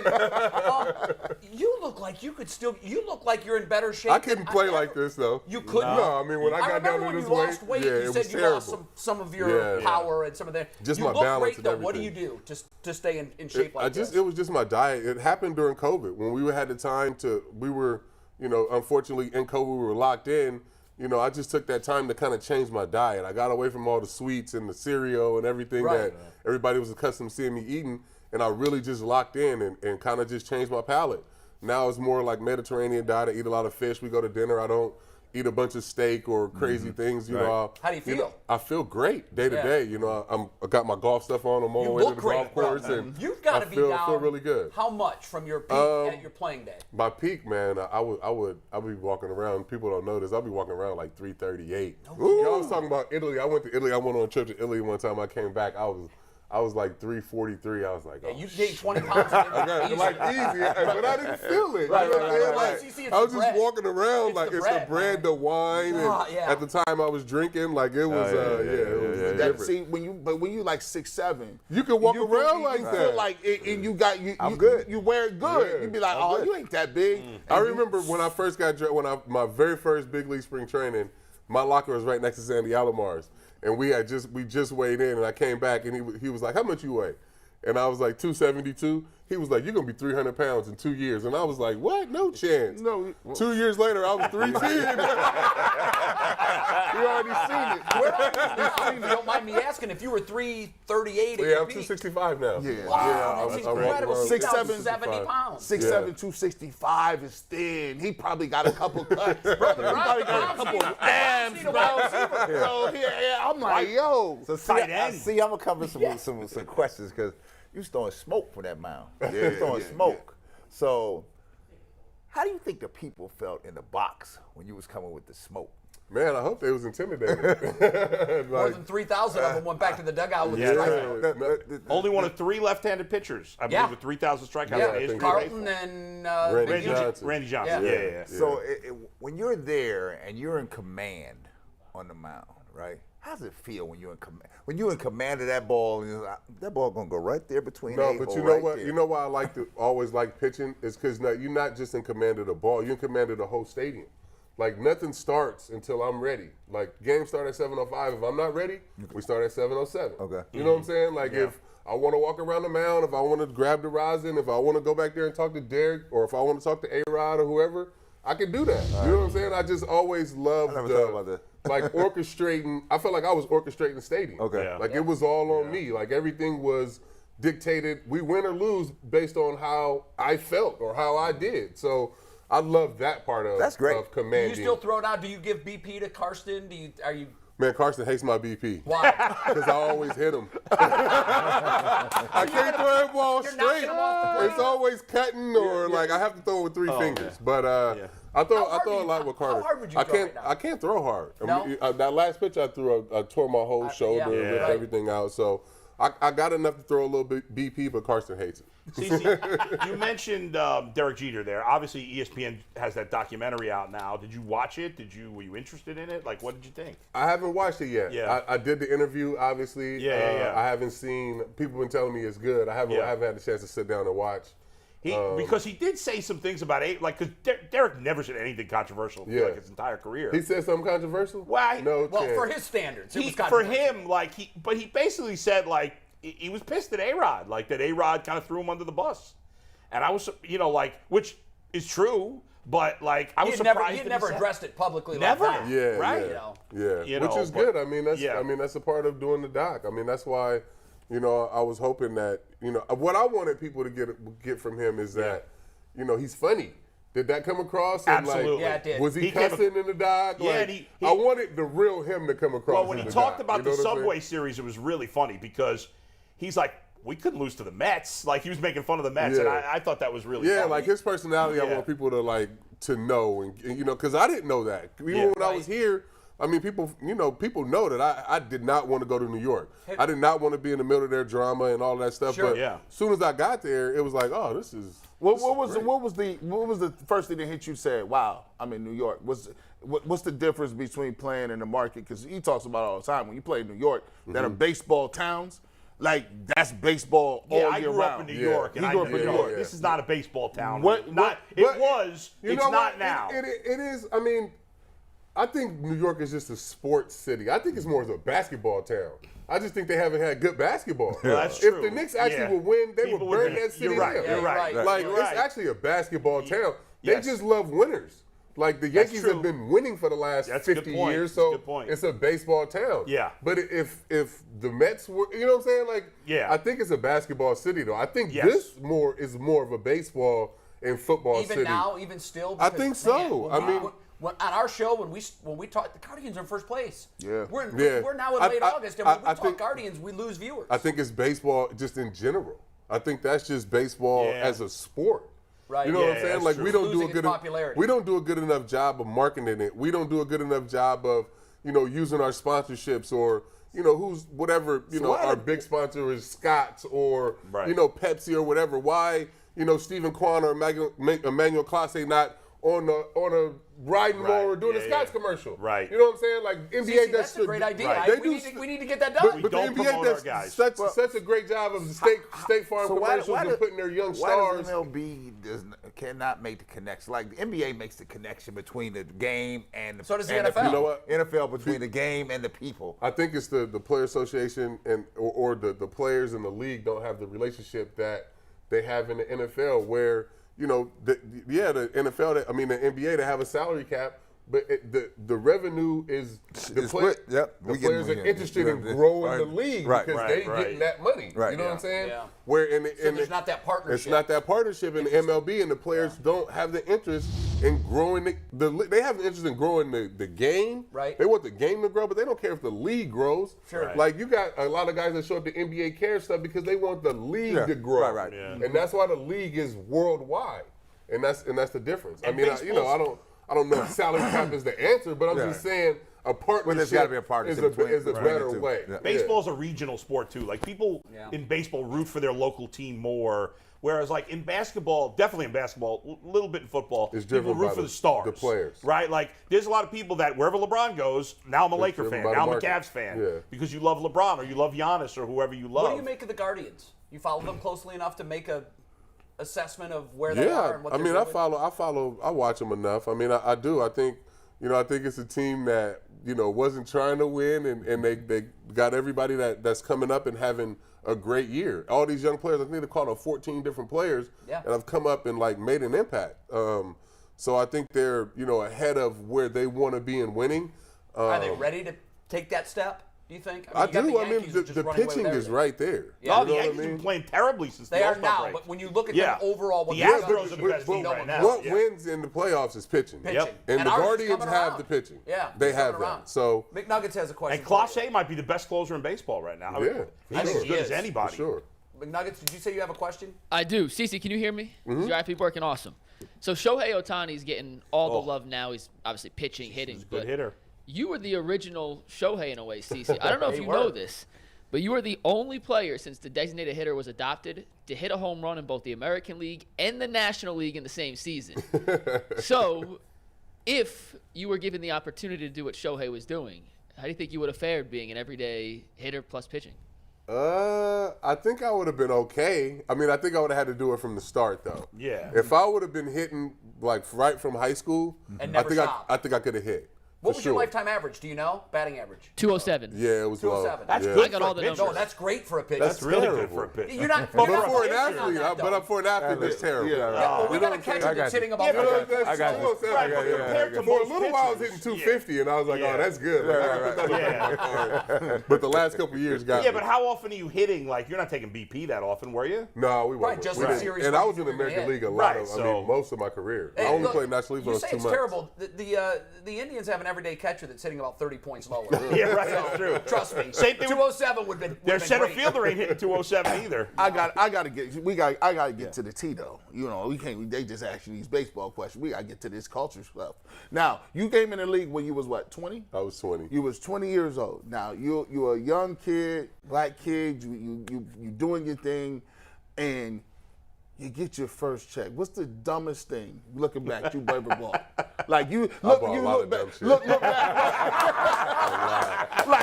back, look back, like what the hell All right, was then that? give us the top three. If there's a Yeah, lot of right. them, give us the top three. Man, I think the first dumbest thing I bought when I was that young was I bought the Hummer, the H1. Did you? Yeah, and I'm just like, I'm still living in my grandma's house. You know what I'm saying? Like, I ain't even got a house yet. And I'm driving through the hill with this shit. Like, this looking stupid. I'm gonna give you one. I'm gonna give you one. So the first thing I bought was that bull check. I went down to Lynchport in Chicago, bought me a 944 Turbo, and paid for it. And I wouldn't even pick it up. They like, you come to get this car? No, I ain't coming to get the car. It's already paid for. Like, they towed it to my house. I was living in an apartment. They were like, we gotta bring you this car. I love. No, it was every time I got a check, I did something stupid. No matter how old I was. That's dumb. Same thing. The very first day I signed with the Indians, the Guardians, I signed in spring training. We were in Winter Haven. And I drove straight to the dealership in Tampa and got me an S600. You were right there. Everybody You was were right telling me, there. don't buy nothing, don't do it. I bought a Rolex and an S600 all on the same day. I don't even know this. I don't know this brother, right? This is why I call it collective identity, because I don't know him. But when he said that, it was to be the first thing I did. The first two things is, let me go get an unlimited supply of Yankee Blue hats. I need all the J's. I need a Rolex, and I need a car that I can't fit in because I'm big. And you just do it, and you be right at the crib with your mom. She'd be like, "Why did you buy all this?" You know how many times I got in trouble for wearing Yankee Blue hats when I was with the Indians? Wow. Oh my God. I'd be courtside at Warriors games and I'd be having a Yankee Blue on. They're like, why are you wearing a Yankee hat? They don't get It's it. not. It's About not. the A Yankee Yankees. hat. Most people don't know that, though. You know what I'm saying? Uniform. That's our uniform. This is I'm the captain. I am the captain now. I'm the captain now. Look at me. That's what this hat is. I am the captain now. Hey, CC, I gotta ask you about like, because obviously most of your career was in Cleveland and New York. That's But off the chain. when you got traded to Milwaukee that year, that stretch by you for those 2 months and change, whatever it was one of the most memorable things. It feels like, thinking back about it now, for me as someone who watched you, I felt like you pitched every day. It seemed like you were like, we went back to like 1920 where the guys would pitch every 2 seconds. That was one of the most incredible things I've ever seen. Were you dead at the end of the year? I mean, like. Oh yeah, I was mentally. Yeah. Mentally, I was dead. My body felt phenomenal, but You put that whole team on your back. yeah, That's but how it felt like. From It the was. outside. It was. I was so like it was emotional because leaving here, I had never known anything but being an Indian, and the way I got traded. All my guys, like I remember, Mike Segui, he's retiring today. We're having a big celebration for him tonight. But he came to the back of the plane and he was crying before he even said a word to me. So I already knew what was, you know what I mean? Like I already knew. So, I remember driving home, like I cried all night. And my wife looked at me, she was like, you gonna sit here and cry or you gonna go to a team that actually wants you? Yeah. You know what I'm saying? She was like, this city, I mean, we love it here. Our kids were born here, but that team, they want you in Milwaukee. So I was like, you know what? You're right. Like, I had planned on, because I got traded on the Sunday before the All-Star break, and I was supposed to pitch on Tuesday in Cleveland, and then Sunday again, and then have the All-Star break. And then the guys from Mark Antonaccio, the owner of the Brewers, called me. He was like, "Hey, you can wait. I can send the plane on Saturday. You don't even have to pitch until after the All-Star break." And I was like, you know what? Send the plane tomorrow. I'm coming. I left on Monday. I pitched on Tuesday, pitched again on Sunday, and I was like, you know what? I'm here. And the reason why I didn't want the season to end and why I pitched so much is because we talked about all the black players. I walked in that clubhouse and I had Prince Fielder, Billy Hall, Ricky Weeks, Mike Cameron was the leader. You know what I mean? It was Ray Durham was there. Ray Durham. It was just, and Dave Risky, my best friend from the Indians, had just been over there all year. So it was like walking into a frat house. I was like, I don't want this season to end. Wow. So if I got to pitch every fucking day, guess what? I'm sorry. If I got to pitch every day, I'm pitching every day. What a bleep me out. Hey, I'll tell you, what a shame. We're going to let that ride. What a shame Prince Fielder got hurt, because he was a hell of a player. Oh, he's phenomenal. He was a great He was hitter. a great athlete. I think people. He was, because he he was played big. really good defense too. I think people don't really get that. CC, what's your life like now? Like when you make the kind of money that you made, obviously you can just kick it up and watch the days go by. That gets boring, I'm sure. Yeah. I remember Jay understands that. years ago when you were a guest on Cold Pizza out in Las Vegas. We were doing the show for the week out there. Yep. I remember talking to you about that and thinking at the time you were still playing, and I just thought, this dude's going to go from the field to the box and be one of the best broadcasters the game's ever seen. Your knowledge of the game, the way you talk about the game. I thought for sure you were going to do that. Is that on the horizon for you? Is that something that doesn't interest you? Not unless I can dress like this. Right. They gonna let me go in the now. booth. Like I'm not wearing a suit to talk about baseball. That's right. That's right. Forget Never that. ever doing that. That's So nonsense. If they change the way you can dress, then I'll do It's it. changing, though. It's It really ridiculous is. that they got to get dressed up. Yeah, Manning and Underwood a lot of times are in polos. When they're in shirts and ties, I'm like, what are they It's doing? I don't even want to be in a Nobody wears shirt polo. and tie to a I baseball want game. Jordans in a And you know t-shirt. what? When it comes right down to it, one of the things that we talked about before we launched this show, Yeah, he did. why not look like your audience? Nobody's sitting at home in a suit and tie And watching us talk about sports. So I do the alternate broadcast with MLB Network where we sit around like this, and we watch the game and Kinda the like the former Manning players. cast with Monday Night Exactly. Football. So we do that, and I'll do that all day. And it looks like you're having a blast doing And it's that. so much fun. Yeah. But I'm never gonna do a traditional sit down and with a suit and tie and talk See, about that's part of the not problem. You who see, I you am. talk about you have to meet people where they are. Yeah. Like right. we're not there with the suit and tie gig anymore. Just let me come in in a flex setup. That's so and dumb. It's such an old because you school want my mentality. knowledge. You don't want my gear. Yeah. Right. Yeah. So Who let me cares be about geared what out I how I get? want to be. You want the knowledge I'm about to give you because you can't get this anywhere And else. plus, probably what I'm gonna wear is gonna look is better than with the suit. Right, that, right, you know, right, the right. cheap ass suit that I'm probably gonna put on anyway. Every day, you know what I'm saying? Like, yeah, I'm not like so. Be you. Yeah. That's what Because I mean. the one thing the viewer will connect with is authenticity. Yes, they will. If you're real, they'll connect with you. McNuggets has a question for you. This isn't even a question, Cece. Our producer Steve Becker just texted us and said, if you want to join the show, you are more than welcome. Yeah. And we'll let you dress like that every day. We just come, if I could dress we just come in and kick it. That's all we do. And we have a running competition for Jordans. Oh yeah. So we got to do the I time thought is you were out. out. We got to Hold do it on, here. hold on. We got the We latest. Now, this guy, I've been trying to get him to put that call in the mic. You know, Mike. I'm not calling nobody. He's not calling nobody. But how many? But I could outdo y'all if I did the call. I know. See, you cheating. That's why. How many J's you got? How many people you think you got, bro? You winning like that? Hundreds. Is it? Huh? Oh no, I'm just over. It's probably over. I probably got over 1,000 pairs. Of shoes. Do they come directly to the house? Does Mike put you on that? It's a couple people on the list.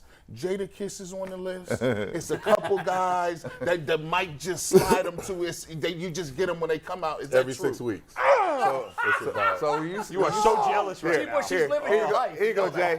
Jay, so see when you see Mike, you know we call him the Black Cat, right? These guys, I don't You like go this tell talk. tell the Black Cat this. He used to get them Jordans shipped to the Bulls practice facility, right? Scottie Pippen and I will steal them Jordans so they come in the box. Correct. 12. My brother wear 12 in Columbus. Give me them Scotty. And we got the shoe contracts. After the shoe contract. Give me them Jordans he got though. Yeah. Because So I'm going to mail them on. So I've been on Jordan since 2007, and my little cousin just started. He started wearing a 15 about 5-6 years ago. He was living in New York with me for years, and he would go through the shoes first, and he'd be like, "Oh, you don't want these. I take these. So I had to get the app. Okay. To see like what shoes are like, you know, fake, like right, what ones are hot, because he was like He was taking the hottest one. He was taking the hot shit and leaving me on the trash. Hey, bro, he was doing the right thing. He was doing the right thing. He was doing what I would do. I'm sure you know this, but your size 15 cleat is the largest cleat in the Baseball Hall of Fame. Oh yeah, I'm sure. That's pretty cool. Aaron Judge will be there at some point. Though. Yeah. Why is Judge bigger than 15? He's 17. Oh my! Look at the size of that guy. 17. What is he, 6'8"? You know how hard it is to get 15 Jordans. You gotta go rob somebody. Literally, that's a tough. That's a tough ass. And that's the one thing about like being on Jordan is he's so loyal. Yeah. You know, as he's as loyal to you as you are to him. And even in my retirement, every 6 weeks the boxes still come. That's so amazing. everything. I mean, there's Shout every out to day I Mike. wear Jordans, every single day. Shout out to Mike. That's a beautiful Good thing. dude. They need to pay me in Jordans. Don't pay me. When Just you look give me back the on your career, CC, I know that you had so many individual moments, winning the Cy Young obviously in 2007, but as you look back, what is the moment for you that you'll always remember on the field? I think, I guess winning the World Series. That was it? Yeah. Yeah.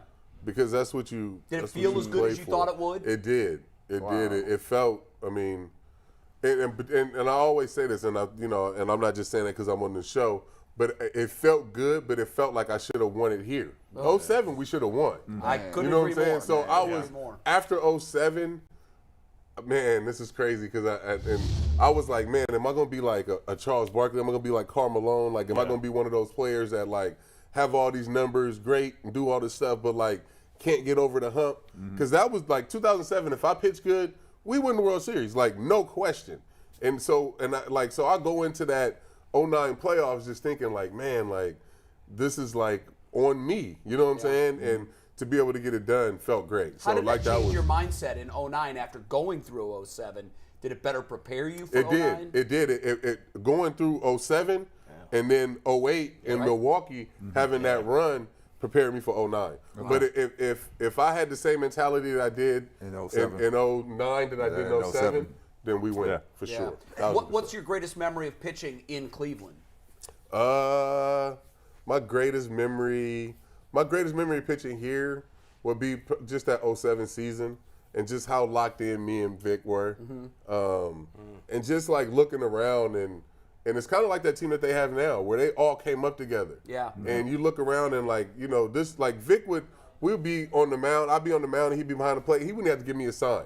Like he would just do like this and I'd know what pitch to throw. Yeah. You know what I'm saying? Or he would do like, you know what I'm saying? Yeah. Like we had those type of connections on that team. yeah. You know what I mean? Like that group of guys, Yeah. we were so close, and it made all the difference. What's your relationship with Victor today? Because I know you guys were close all three. Still playing super days. close. Is it really? Yeah, and You our see him boys regularly? playing, and he his little Vic plays perfect game tournaments all the time, so we would see each other in the summers, and little Vic just signed to go to FIU, and Vic lives in Orlando, so Nice. I'll see them all the time. Yeah. You know, when you got traded, and then Cliff Lee gets traded the next year. Yeah. When you saw the news that he got traded, were you like, of course he got traded? Yeah, I mean, well, after I got traded, I think Vic got traded. Yep.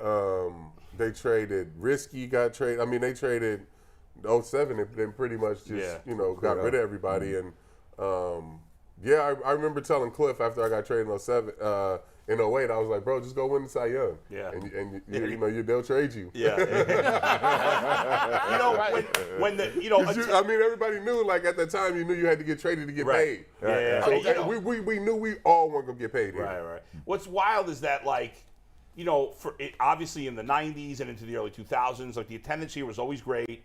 And when I first moved here from New York in 2011, fans would always call, when they would complain about the Indians, they would always say, yeah, as soon as they traded CC, I stopped going to games. Right.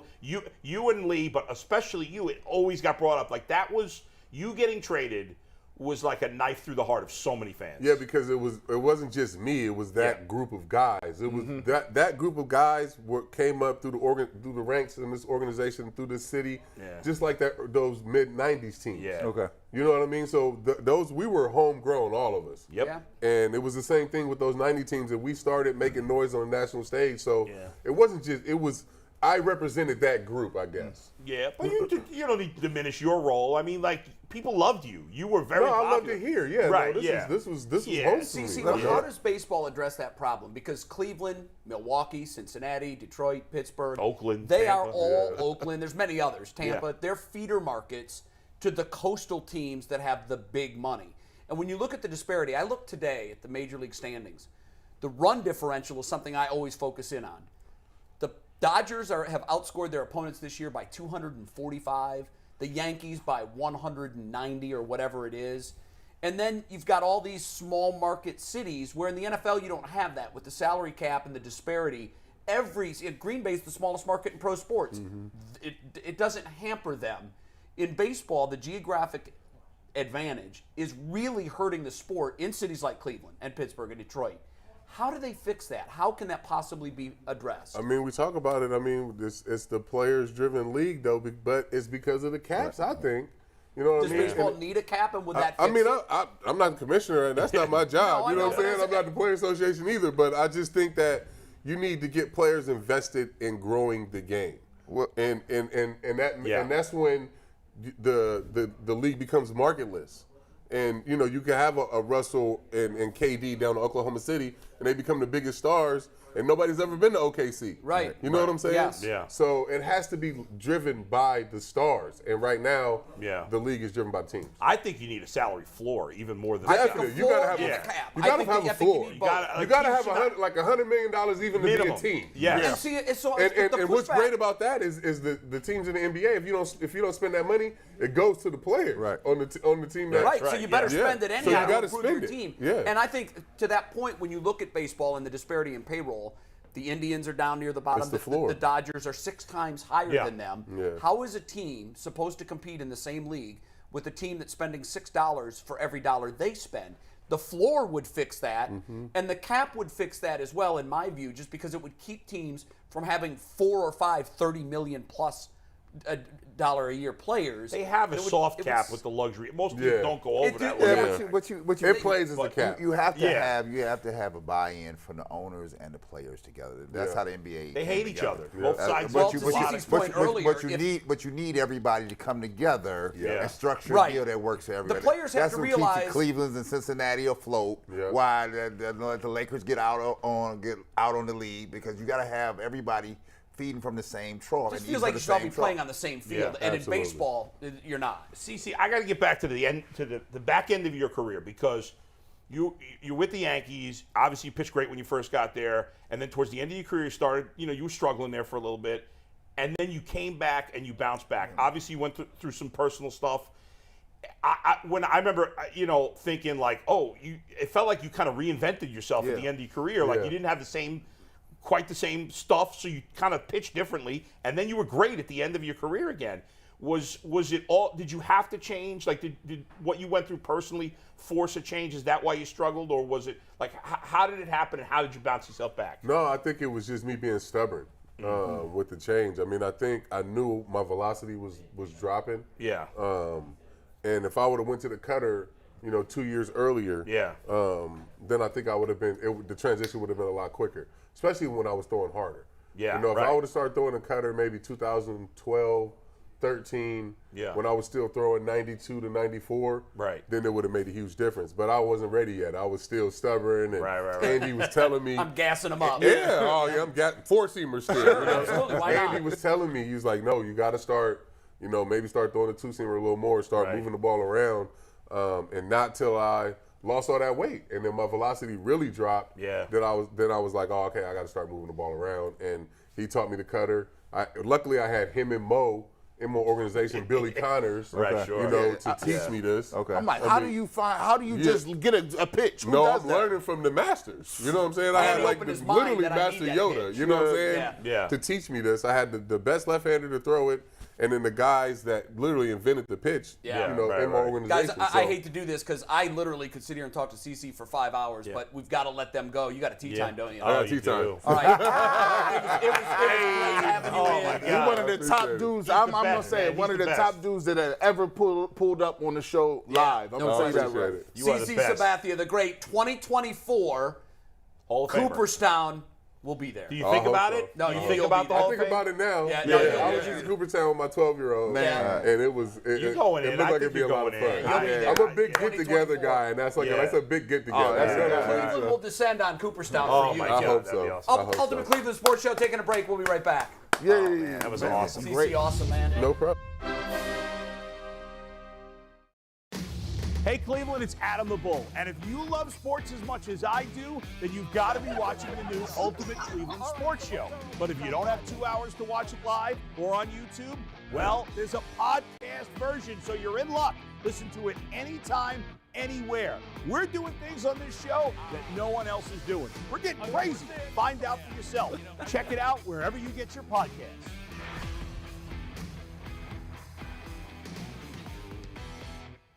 When you watch Front Row, you never have to ask what's going on in Cleveland. It is our job to get you up to speed on the latest news and events so you can enjoy all our city has to offer. We are bright, bold, and all about the action. Whether you're a diehard Browns fan, waiting on breaking news, or searching for a special event for a weekend away. Our hometown has it all. So join us. We're waiting for you. Front Row, weeknights at 7. Seeing, knowing, and understanding Northeast Ohio is something we take very seriously. Because in our connected world, what happens in one community can have an impact on others, Leading to difficult challenges and opportunities for reflection and growth. So, for in-depth analysis of how today's top stories affect you, your family, and our communities across Northeast Ohio, Join us for 3 News at 6. so you know what matters most. Hi, my name is Jay Crawford. I'm a lifelong Cleveland sports fan. My favorite all-time Cleveland sports moment, you're not going to believe this, it was Rajay Davis's home run in Game 7 that tied the score. My favorite Cleveland sports moment would have to be the Kyrie Irving 2016 shot. It's the only time that I've ever cried over any sporting event. And my ultimate Cleveland memory is when the Cavs won the championship and the day of the parade. It was one of the greatest experiences I've ever had in my life. Why would you not? Because you didn't want to get dressed up? That's so stupid that I get the job for that. All right, that was fun, guys. Oh, I think that was was probably just one of the awesome. most enjoyable interviews we've had. Love Fun as hell, man. Joe Charbonneau was off the charts for Yeah. sure. Bernie Kosar was great, but CC He was one of my Sabathia, favorite man. players. Yeah, he was mine too. Really, I loved watching. He was fun to watch. You know why? Because he had personality. He did. And there weren't that many baseball players that had personality, right? Yeah, Like and- I loved Ken Griffey Jr. I loved watching. Because they stood out. They He were played real. with attitude. I It was wish awesome. so much that baseball's marketing division would take on tap what into he that. talked about. Could you imagine seeing a commercial with Quan and Clase Oh, on a my Scotch God. tractor over at the field? Give these guys personality. And by the way, a go. lot of them have it. He was Yes. one of them that did. Oh. Each team has 4 or 5 class clown type characters. Right. Yeah. We don't get to know them, and that's baseball's fault. They do Yeah. a horrible job marketing their stars. And it sucks that the Indians traded him, and it sucks they couldn't I know. sign him. And But this market, this why what Jose did was so out of character Yeah. for the game.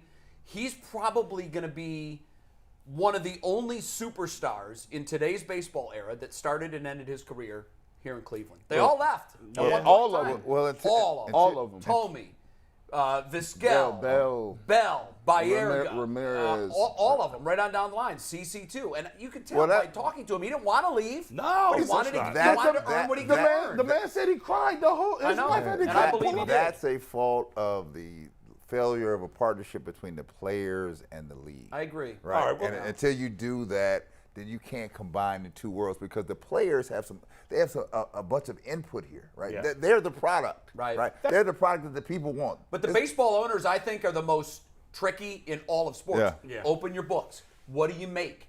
Why don't we know that? Why doesn't the Right. Players Association get to take a peek at that and see what really is exactly. going on? Some of it's on the relationship. Some of it's on the individual owners. Right. To spend more. McNuggets, what do you got? Yeah. We got to do top 5 and what the internet says. Yeah. CC was phenomenal. We've already made an offer for him to come back. Anytime CC wants that Oh, pitch chair, that was CC so is fun. welcome. Today's Ultimate 5 is brought to you by Roundstone as always. Roundstone offers a better alternative for affordable quality health care. For more than a decade, Roundstone Insurance has been saving small and mid-sized businesses money up to 20%. 20%. Contact us today to learn how you can get great health care benefits that your employees will love and save money too. Jump around. jump around, jump up and get down. Round stone.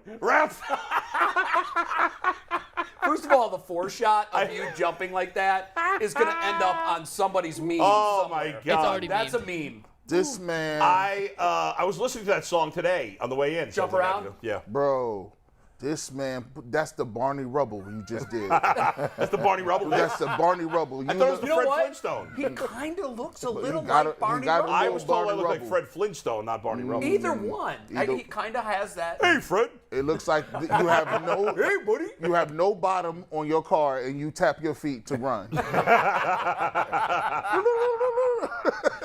Oh, man. All right, Come on, Mikey. What are we doing top So five this was wise? the top 5 that was supposed to happen yesterday, but Okay. with the Deshaun Watson news, we had to push it off to today. G. Bush, you are absolutely right for the record. Can confirm. Yesterday we were going to talk Yes. about LeBron re-signing with the Lakers and how that affected his future with the Cavs. So we decided to do a top 5 of the 5 most iconic moments of LeBron's Cleveland tenure. Nothing to do with the Heat. Nothing to do with the Lakers, he got a- just his Cleveland tenure. He got a lot Let's of start with moments. number 5 here. He got I know 1 and 2, but he's got a lot of them. The J.R. Smith pointing meme, which also ties into his unbelievable performance in that game. 50 points, triple-double, led the game in every stat. But the one moment that comes out of it because it was a loss was that meme. But I'm good with that being in the top 5 because Yeah. that was memorable for all Yeah. the wrong reasons. Yeah, no I almost threw up on myself when that happened. I did too. I was sick. Man, it was a classic meltdown. And it all went downhill from Classic there, man. meltdown. And it went down so. It was boom. It was like, oh my God. You really did feel like it's it. It's over. What's number 4? Number 4, this goes back to early LeBron in his Cleveland career. Remember when he scored 25 straight points against the Detroit. Pistons That was- in the fourth quarter and overtime to lead them to a Hey, playoff win? hey. That was when I first, and like I said, I'm not from Cleveland. I was young. That's when I first realized this dude isn't just phenomenal. This dude is special, one-of-one type guy. That was the reincarnation. They wasn't the bad boys, but defensively, the Pistons back then with Ben Wallace, they had the Wallace brothers, Chauncey, Tayshaun Prince was wiry, and it was like he just did that by himself, bro. And LeBron had such a baby face then, too, didn't he? Yeah, he was just Yeah, he was. He was athletic. a child then. Yeah. He was. That's got to be in the top 5. Yeah. This next, I think the top 5. I think this is one of our better. This was a collective group here. Yeah. I think it's a pretty good top 5. All right, number 3. Let's go to the 2009 Eastern Conference Finals. Down 0-1 to the Magic. 1 second on the clock. LeBron's first career 3-point buzzer beater. Anthony hadn't seen that play. We watched it, and he goes, and that's how I know. Okay, that's probably a pretty iconic. I play. got No, it a was. quick story. I was at one of my good friends' wedding. I was in the wedding. We was down there. We was at the wedding reception. Everybody is upstairs at this nice golf place, and everybody had followed me down in this den to watch on this big screen. And this bride, shout out to Natalia and Chris Foreman. This bride came downstairs and was like, "What are you guys doing?" Oh, I bet she was furious. She was furious. The place was empty upstairs, and we was like, "I'm sorry, you gonna have to be mad at me."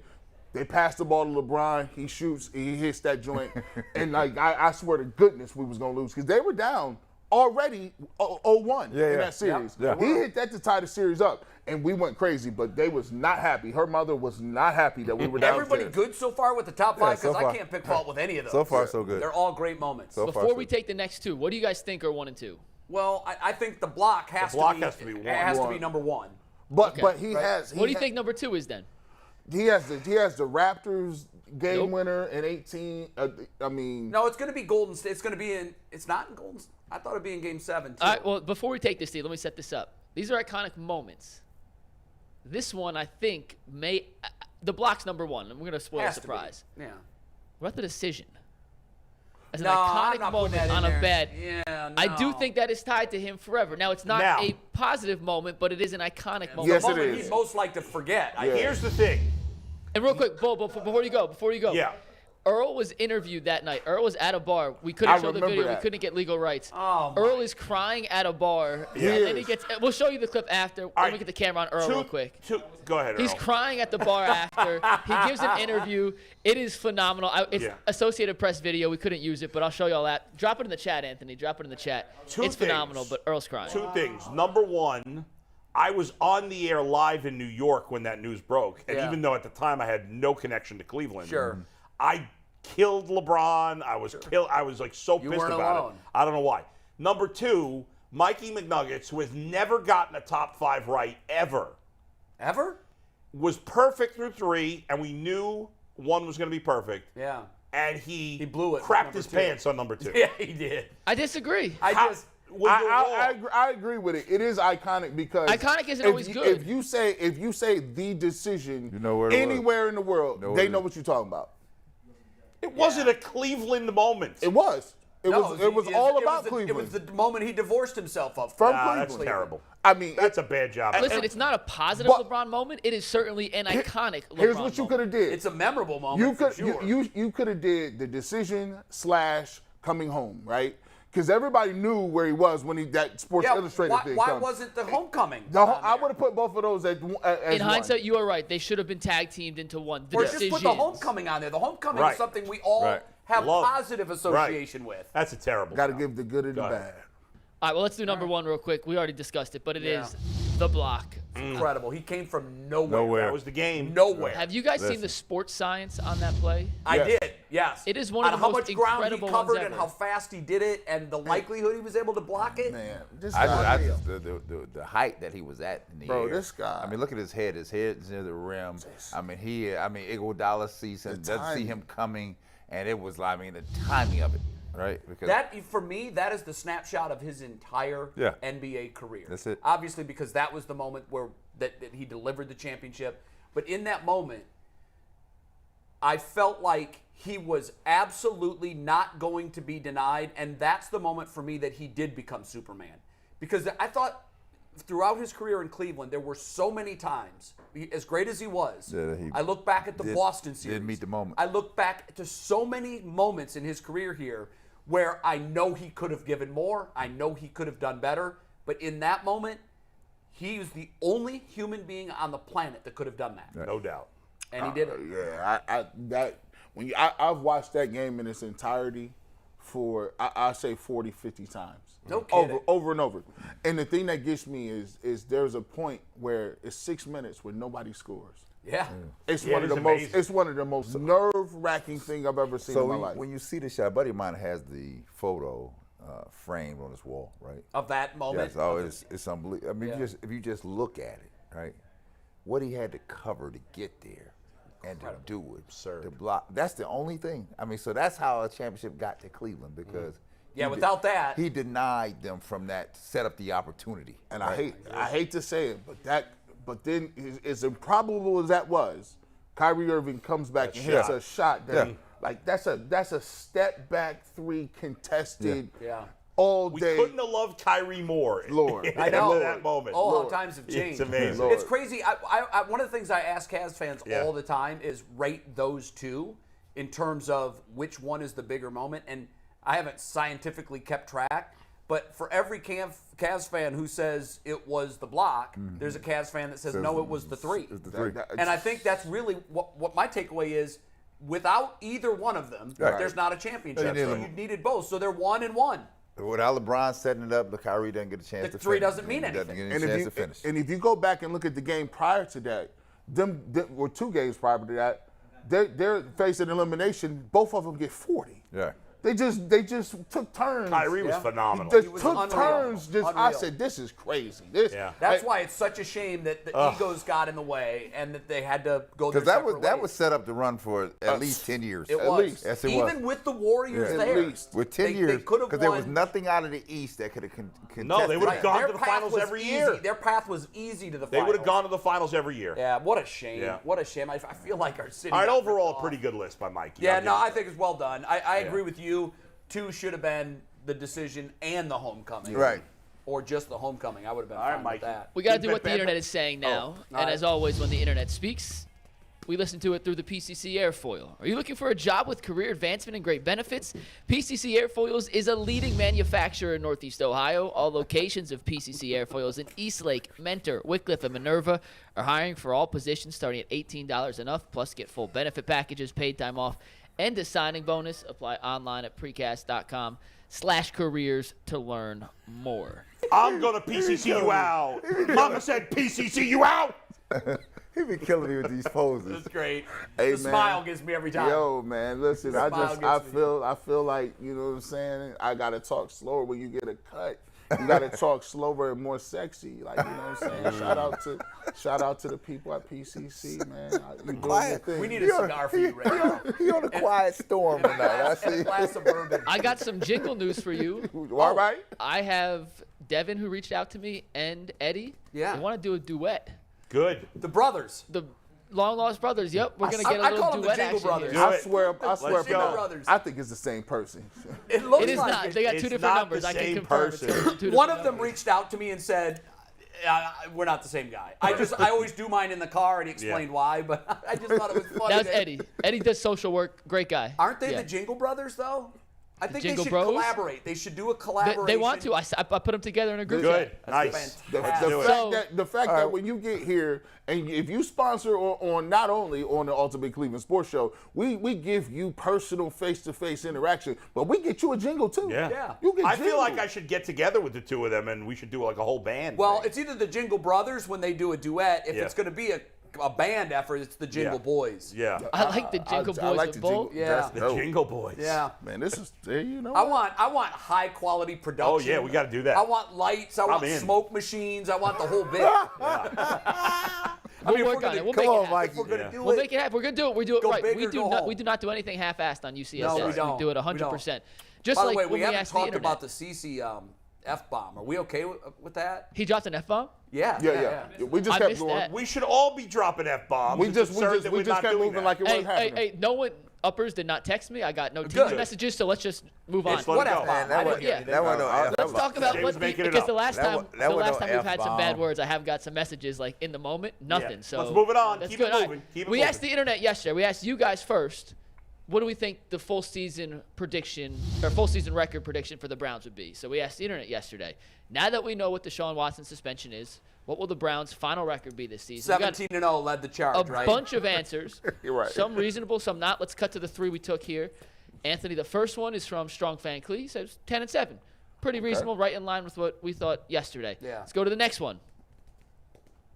Travis Young, 12-5. Very optimistic T. Young's drinking the Kool-Aid. Damn, bro. for that to Irish happen. cream. Now, also notice his avatar. His icon is the most interesting man in the world. It's the previous most interesting man in the world. Yeah, that now belongs now to it's Quell. Captain Jack.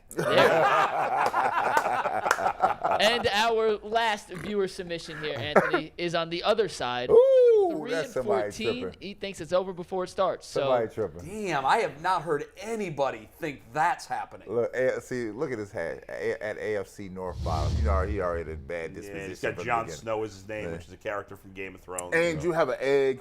You got an egg. Yeah, you're like, who are you? We should never read tweets from eggs, Mikey. That's a bad job out of I you. know. Own it. Own it. What's Yeah, your name? no eggs. None of this, coming to you live from mom's basement. By the way, on the most interesting man in the world deal, Yeah.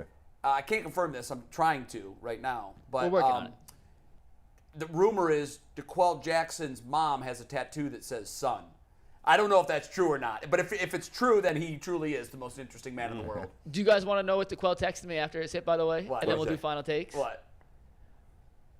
You know what? They didn't know the F-bomb happened, and I just got a message saying, y'all ratted on yourself. I didn't hear it the first time. So From if who? there- From Ian? From Adam Ostro. Adam The head of all. Sorry, Adam. I didn't catch it either. Adam, it was CC Sabathia. Yeah, and tough. if anybody's going to do it, at least it wasn't one of us. People curse. That's all part of life. So DeQuell texted me after, and he goes, man, the windows are up, the fan is blowing. How'd my wife smell this?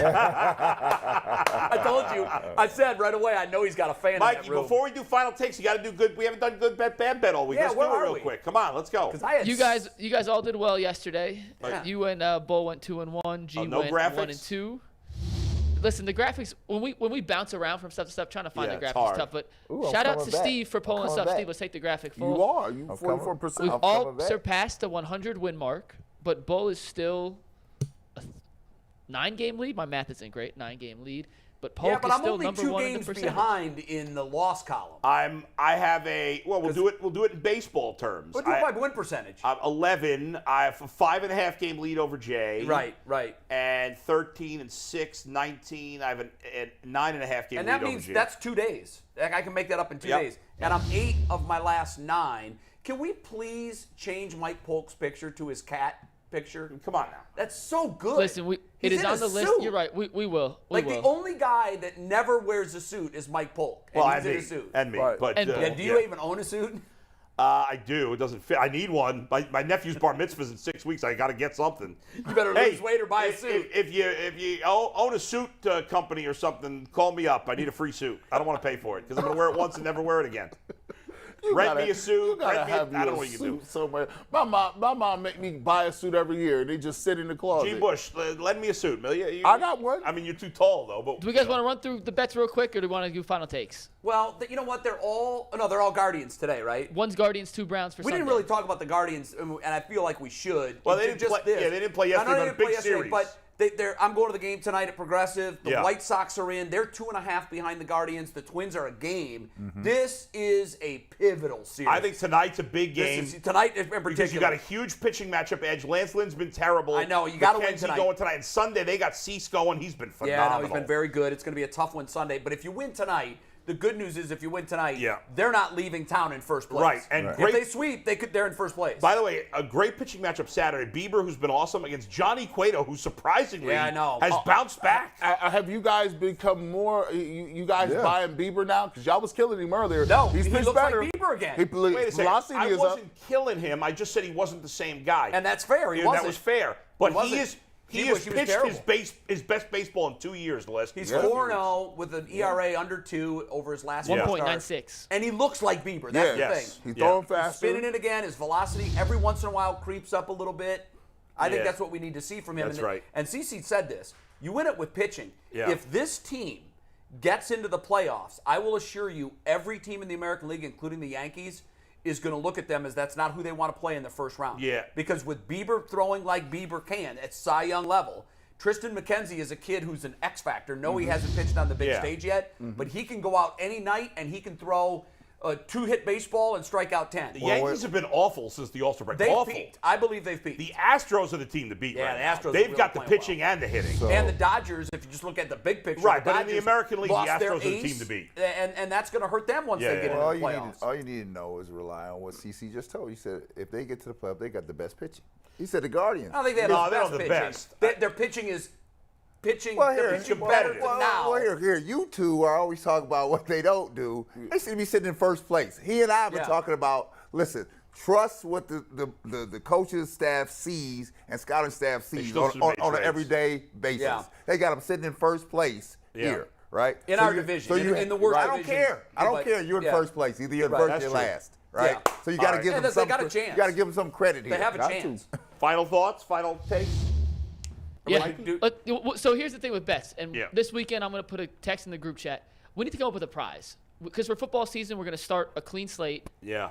And we're going to do a U, J, a G, and bowl category, and there'll be a prize and a winner. Okay. And then for our 3 rotators. And what do we do at the end of the month? Yeah, at the end of the month. We'll do it by month, and that's because I think there just should be a little more. There should be more stakes. Some skin in the game. Some stakes, exactly. All right, we'll figure it out. So we'll figure it out. So we'll skip the bets. We'll still track them. All right. Bull, you're going to win this first phase, the preseason. But let's get to final takes because we have 9 minutes, 4 good final takes. Well, if I go 3-0 and he goes go. 0-3, percentage-wise, we'd be tied. So I'm not Good ready luck to with say, that. Good I'm not luck with ready to that. say he's won. All right, not guys. conceding anything. Bull, you're up first. All right, guys. So I was going to talk about this yesterday because yesterday was actually the anniversary, but we didn't have a chance, obviously, because we had breaking news. It was 11 years ago yesterday that I moved to Cleveland, Ohio. I guess not technically to Cleveland. I moved to Lakewood, Ohio 11 years ago. I was thinking at the time when I moved here that I would never be when I moved to Cleveland, I didn't think I was going to be here for a very long time. My goal at the time was to work in Cleveland for a few years and get back to New York. Or that honestly was my goal at the time.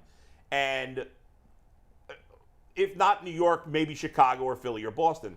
But things changed over the years, and as I spent more time here and became part of the fabric of the community, and the fan base grew, and my son was born, I grew more and more used to being here and liking it. And over the years, I had some opportunities to leave, and I didn't take them. Most recently, when I quit the radio station, I was talking about potentially leaving, and I just said to my wife in the last couple of weeks, 11 years later, I never thought I'd be here 11 years, and yet I think I'm happier here in Northeast Ohio than I've ever been. I feel like my life is great right now. I'm very happy. I feel like I'm more part of the community than I've ever been. The people here, most of them have embraced me, and I love living here. I'm not saying I would never leave, but really the only thing I hate about Northeast Ohio is the winter, the weather. Besides that, and that sucks anywhere in the north and in the Northeast as well. I'll tell you one thing for sure. I can't see any scenario where I would ever move back to New York. I'm a Clevelander now. Really? I would never move back to New York. I mean, I can't say that with 100% certainty because you never know what happens in life. But I can tell you with 100% certainty that I have zero desire to live in New York again or New Jersey. The only thing there for me is pizza and family. And there's a lot more things that I got here. I love it here. I love my life here. I love not sitting in traffic here. I love the things are cheaper here. I love my friends, my guys at work, my friends here. I love everything. And I'm thrilled that I came here 11 years ago, and I have no desire to go anywhere else right now. That's dope. Ooh, that's a strong banner at the bottom of the screen. I'm not sure he's saying that. I'm not saying I do not hate New York. I love New York. I just don't want to live there anymore. Yeah, and that's And as a kid, I could never have imagined wanting to leave Having New York. lived there for a decade, Yeah. I can understand why, as you compare it to what you have here, Yeah. why you would be hesitant. Life to is go back. easier here. It's easier. It's more laid user-friendly. back. Yes. People are friendlier. There's a lot less anxiety. And Absolutely. It's just an easier, more comfortable It's an easier life, yes. All right, Bull. Or Brad, sorry. All right. Thanks, Bull. We look alike. Thank you. We're twins. My time here. That could be a great sitcom. I was going to go another way, but I want to touch on something that was brought up in the show earlier. And you see, I got this Purdue shirt on. I wondered. Yeah. Well, my daughter plays for Purdue, so Purdue Fort Wayne. So I represent my kids on every show. You see me in some Maryland gear and some other gear, but that's a different story. We'll get to that. Let's get to this. You know, we talked about in this saga with Deshaun Watson and the love of Cleveland for just being Cleveland. This is to the people of Cleveland, and I don't care across this country. You don't have to be ashamed that you live in Cleveland or from Cleveland or have an affinity for Cleveland. We don't have to be out here apologizing because we're from Cleveland. I told you earlier, I'm on a plane with Charles Oakley flying into Cleveland from Chicago. We're defending Cleveland like we have to defend Cleveland to somebody from North Carolina. Like, this is freaking ridiculous, right? It's freaking ridiculous, right? Like, there's no comparison. You live in the woods, we live in the city. There's a difference, right? Sometimes it's just about being from here. And when you're from here, you can love it, and you don't have to be ashamed to be out here boasting. I'm from Cleveland, that's where I'm from, that's where I'm representing, and that's where we are here. Because this Brown saga here has really driven us to different sides of the aisle. So either you understand it or you don't understand it, you like it, you don't like it, but come heck or high water, this is our team and this is who we're with, right? And we can have internal squabblings between the family, but we're not gonna let the people from the outside who are not in the family have squabblings here. We're just not. And unlike some folk out there, I believe in redemption. So no matter what you have done, the good Lord says you have a chance at redemption. So I'm going to give you a chance to prove that you're worthy of being redeemed. And without that, I don't think this world goes anywhere. Because what happens in this world today, we choose so many sides that there's no middle ground anymore. There's no room for forgiveness out here. And I would just say this.